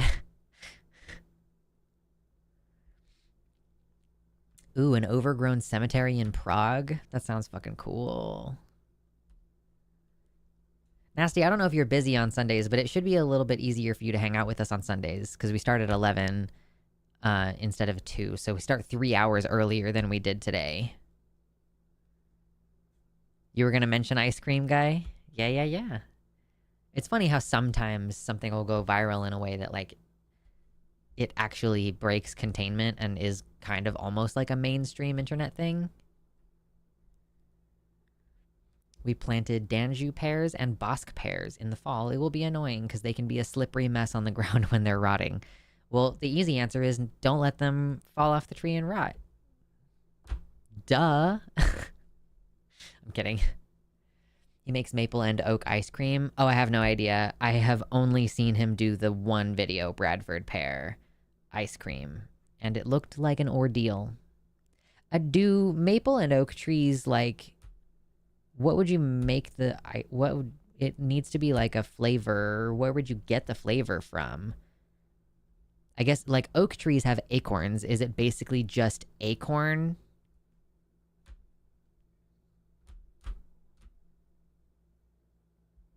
Would it just be acorn ice cream? I don't know.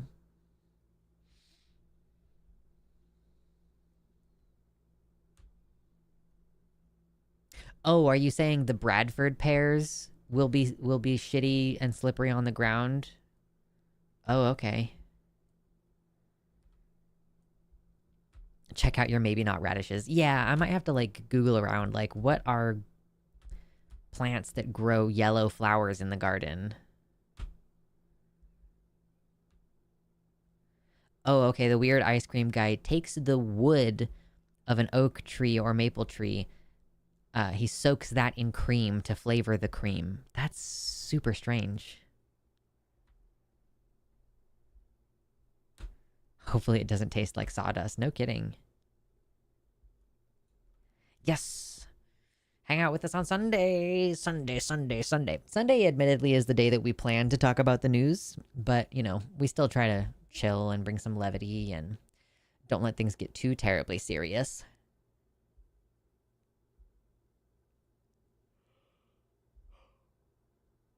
Genuinely, I don't know why I'm so tired. I feel like I have eaten more than enough food today, and I guess I didn't have caffeine, and that's like the one difference for, like, why am I so sleepy?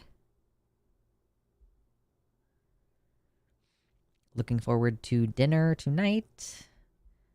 And I even have a budget for a little bit of dessert or snacks or something, but I'm probably going to use that to put even more protein in my body.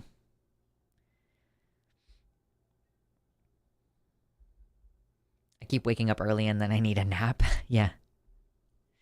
Although, I guess to be fair, I'm kind of tired because today was supposed to be my active rest day, and instead I walked to the garden and then worked in the garden. Like, great combo.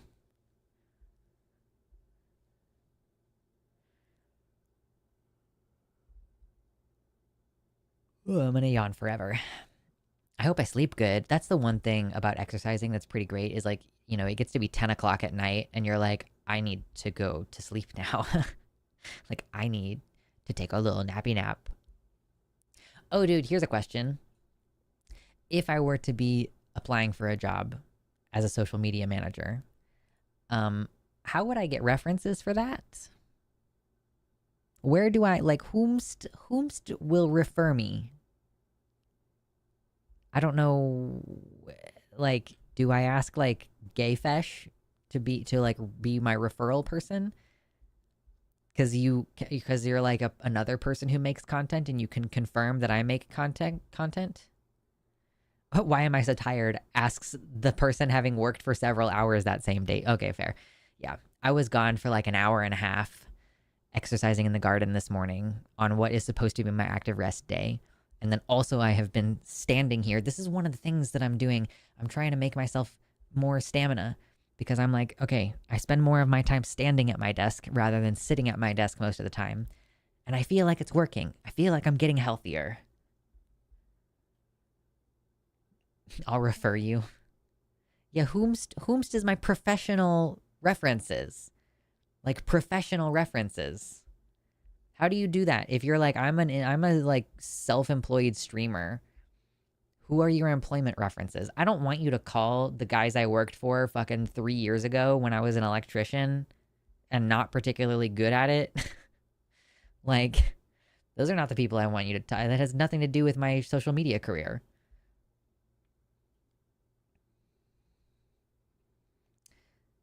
That's a good point. Yeah, driving can be more tiring than you think. Your audience. But yeah, I mean, like, is someone in my audience willing to give me their first and last name and their phone number and their address?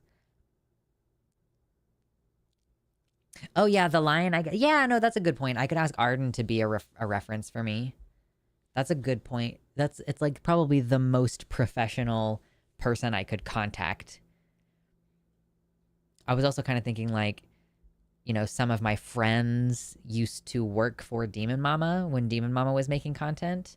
And I'm like, okay, so those people I could basically be like, this person was a coordinator for this other content creator. So they helped coordinate that content creator's stuff and so they understand the social media environment that I have been making content in.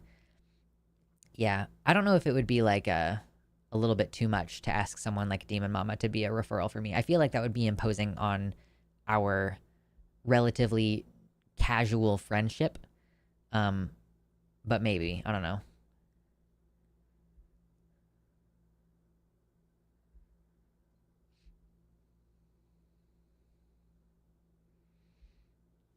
I like having the ability to pick your guys' brains because I don't know why it didn't occur to me that I should ask Arden to be my professional referral.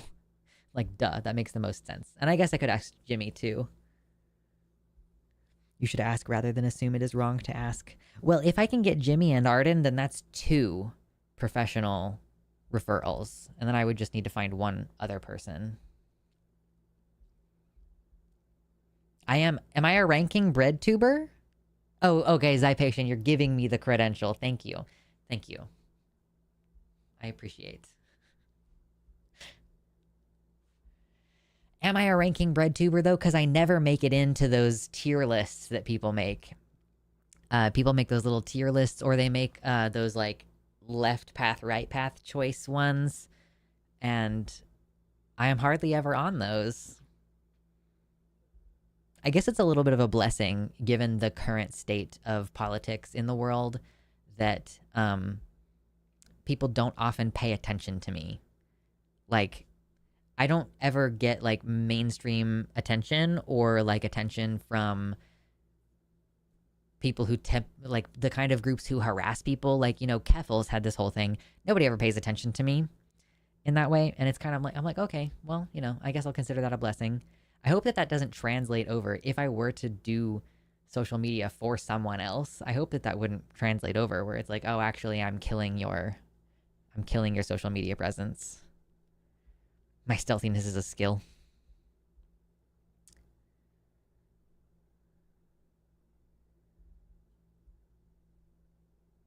$43rd in the ranking currently. What is that, based on subscribers?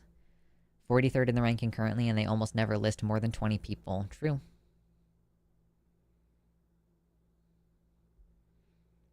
Ah, that's sweet. Nasty says, to me, you are the bread tuber since you are one of the first trans YouTubers I found and stuck to back in 2015. Jesus Christ, shoot me.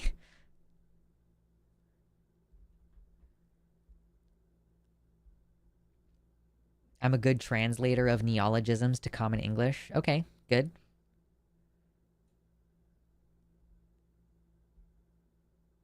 Dr. S? Who is Dr. S? Who are you talking about? Josie? Josie Caballero, she works for like a nonprofit. She might actually be a perfect reference. I think I have all of my professional references. You're not bread tube, you're wheat tube because you were here before that whole bread got baked. True. Yes, I've been around for a million years. A million billion years. That's the thing too, is like even before I was working as a streamer full time, I was doing it part time. I know Josie has such a good idea. She's very busy all the time, so I'll just have to be like, pretty please, Josie. Pretty fucking please. Those are all really good ideas. Thank you. You are smarter than me sometimes. I hope you know that. Sometimes I seem smart, but if you really pay attention, I'm constantly correcting myself, and I'm often correcting myself based on things that you say. Although sometimes I am correcting the things that you say, because sometimes y'all say silly shit, and I'm like, no. No, that's not true.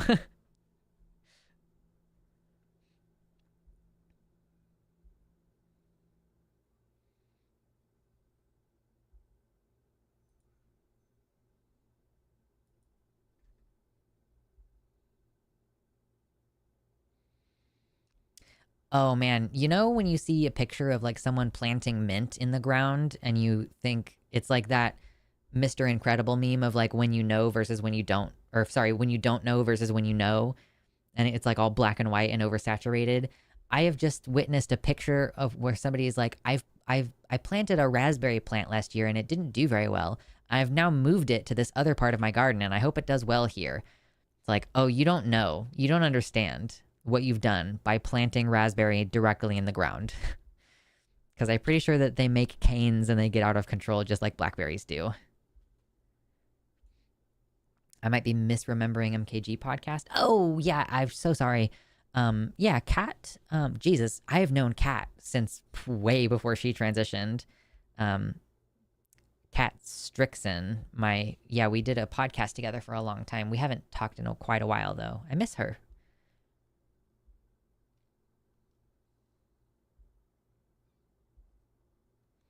The fact that you are constantly growing, adjusting, and learning from a community means you have gathered smart people around you and you are also smart. Listen, I actually do kind of think, like, okay, I imagine if I was like, okay, I'm going to do something insane and commit to like getting a degree and everything, and like working in environmental science, there is some kind of like allure to the idea of being one of the people who makes decisions, who like, I imagine myself as like a king where I'm like, if everybody around me is telling me what the best course of action is or like what impact things would have, I love the idea of being a central decision maker. I don't think that that's what my life path is going to bear out in, but I like that conceptually.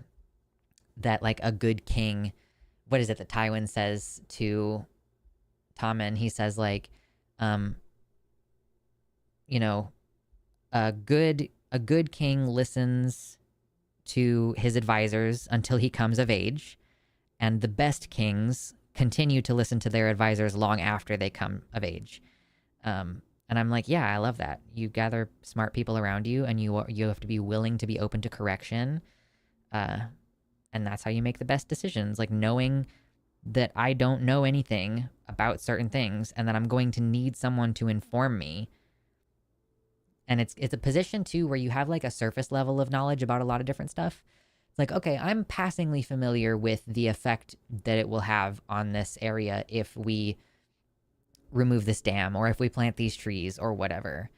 But like there might be hidden ramifications that I'm not aware of because I don't know in depth. So if I had like a bunch of people who were like, yo, here's what impact that would have in 10 years, I can be like, oh, well, that is something that I wouldn't have anticipated. So now that I know that, that affects what decision I would make. Luxander for president? Anybody? When can I even run? I've never even considered this. Like, what year is it? Okay, it's, we just had an election last year. So the next one is going to be in 2028. in 2028, I will be 34. So I think it would have to wait until 2032. Most important thing in that case is having having the discernment of what makes someone a good advisor and which people to trust. Educating yourself to the point of being able to understand what makes someone good at advising you. Yeah. If you can't just necessarily be like, yo, I tried to follow your advice and it didn't go good. Like, you have to make a decision about who to pay attention to, and maybe even have 3 different people giving you 4 different opinions. And then you have to discern. Luxander for city alderman. True. Just gonna hit up that city alderman position.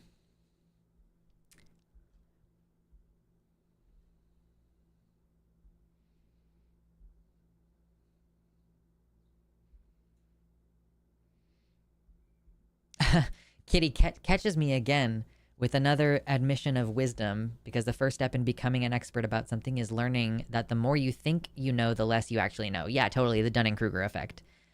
You know, I think I'm an expert in something after learning a little bit about it. You have to be 35. I know. That's why I said I couldn't run until 2032. Yeah, wouldn't that be insane if I actually started a political career? Kill me if I ever do that. By the way, take me out to the shed. Don't do that. I'll be running in 2028 at the ripe old age of 37. Hell yes. Councils with elected advisors, let's go.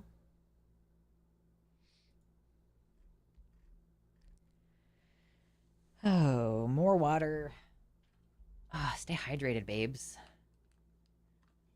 Dude, my hips are so flexible right now. I've been, like, going hard on stretching my hips lately, and, yeah, it's been pretty great. It feels good. Feels good, babe.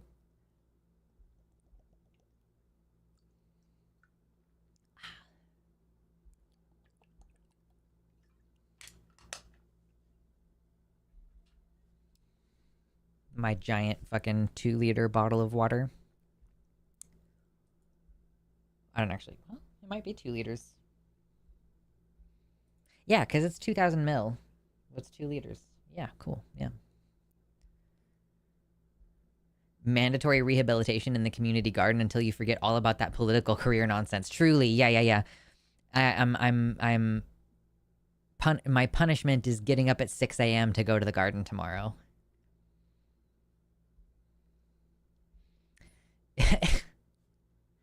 Kitty says, if I was a White House advisor, my office would have Kitty's cat house on the nameplate. Very good. I appreciate that.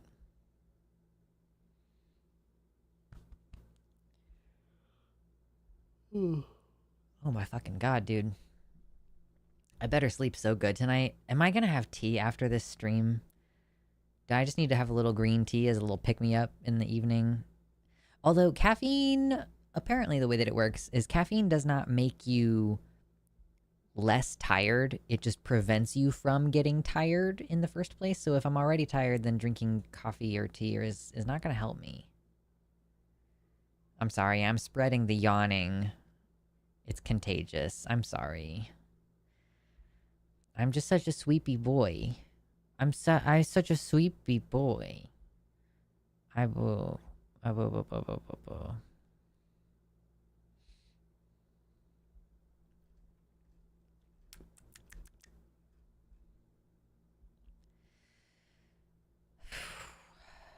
There's nothing in the gardening page that I'm looking at that is going to be like a stimulation of a conversation. Why am I still looking at it?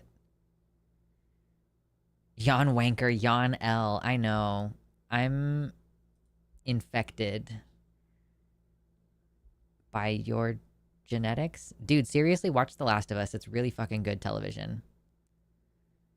I think like HBO has a, like after Game of Thrones, HBO has this reputation of being like uniquely gory or something. And like The Last of Us is just it's just a pretty normal zombie movie. Like, it's not really like uniquely gory or uniquely horrifying. I would say episode 8 of the first season is one that will probably upset you a lot if you get to the end of the episode. Caffeine is a vasodilator and it makes you feel more awake by literally raising your blood pressure slightly. Do you mean it is a vasoconstrictor? Because vasodilator would mean you have lower blood pressure. That's why alcohol makes you tired. Because it's a vasodilator.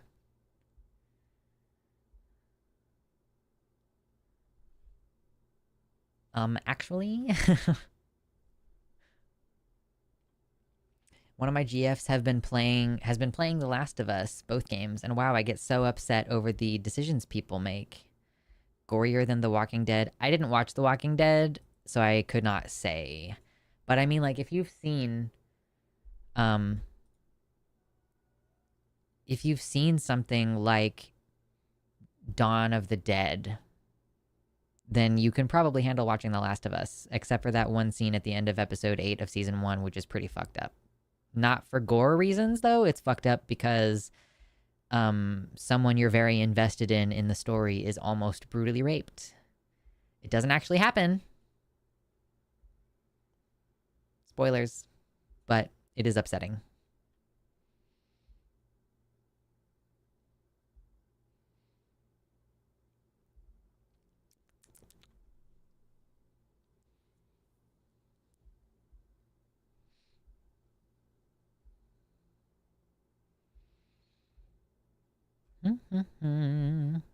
Oh my goodness. This post says, only eating Michigan-shaped foods. Michigan-shaped foods. Oh, I love that pizza. Oh, that looks yummy. Why is it in a pan? That looks like AI. Why is it in a Wisconsin or a Michigan-shaped pan? That really does look like AI. I don't know if it is, but it really, really, really looks like it. Okay. I love the egg one at the end. That was very funny.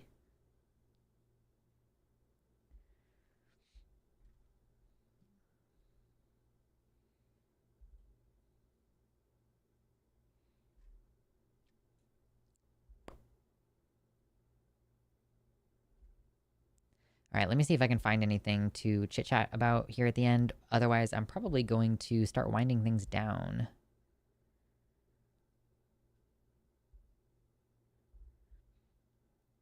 Oh, here's some advice. This person is talking about bagged lettuce. So this is something that I've actually been thinking about a little bit lately because obviously we're seeing a rise in foodborne illness. I rarely buy like lettuce or, you know, like I actually this week when I made white people burrito night, I did not include any lettuce. I did include tomatoes, which I did not wash with soap. But I'm so concerned about like foodborne illness, and we're seeing more E. coli, listeria, you know, all kinds of recalls and stuff. And this person points out that putting salad in a bag acts as a petri dish. So you might not want to eat bagged salad specifically because it will intensify whatever stuff is on your raw vegetables. Like, I just haven't been eating raw vegetables for the most part. I get vegetables, but I mostly buy frozen vegetables. Or I buy vegetables that I plan to cook because I just don't want to get sick. And we're going to see more and more foodborne illnesses. So it might even be worth considering, like, changing your prep methods. Like, if you tend to eat a soft-boiled egg, you might want to just cook it all the way through. I haven't eaten any soft-boiled eggs basically since this round of bird flu started getting really intense. Which may be a little bit of overkill on my part, but, you know, I feel like it's the safest option, and I might as well not take any chances. So I guess that is one thing that I'm looking forward to at the garden is I'm hoping to have enough room to plant some maybe like spinach and lettuce. And then it's like, okay, if there's an obvious like spot where a bird took a shit on it, I can get rid of that. But for the most part, I don't need to worry that there's like E. coli or anything that might come from cow shit because I'm obviously not going to be using any. There's no cow shit anywhere near my garden. But yeah, be mindful of those things. If you buy stuff that's hydroponically grown or grown in a greenhouse, that's going to be probably the best option in terms of avoiding foodborne illness from raw vegetables. So if you have any, if at the farmer's market they're like, oh yeah, we're producing food year round or something. Okay, you have greenhouses, and I'm going to buy from you because you are pretty much guaranteed to not have crazy shit on your food.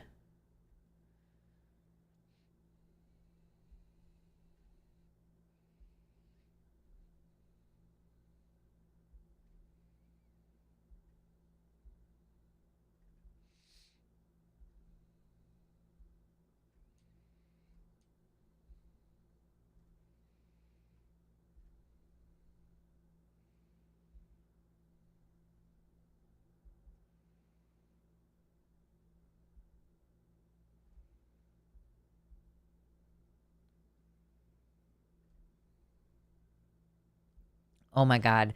This person just suggested that Judith Butler should go on Hot Ones. That would be very funny.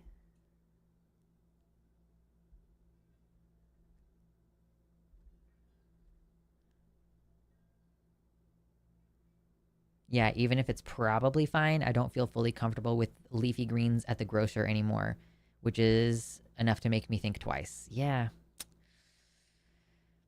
Unfortunately, this is why I support buying local. I think that a small business owner has more to lose if there's a recall. Like, if their reputation falters, then that's a bigger deal for them than it is for some faceless company that produces tons and tons and tons of food each year.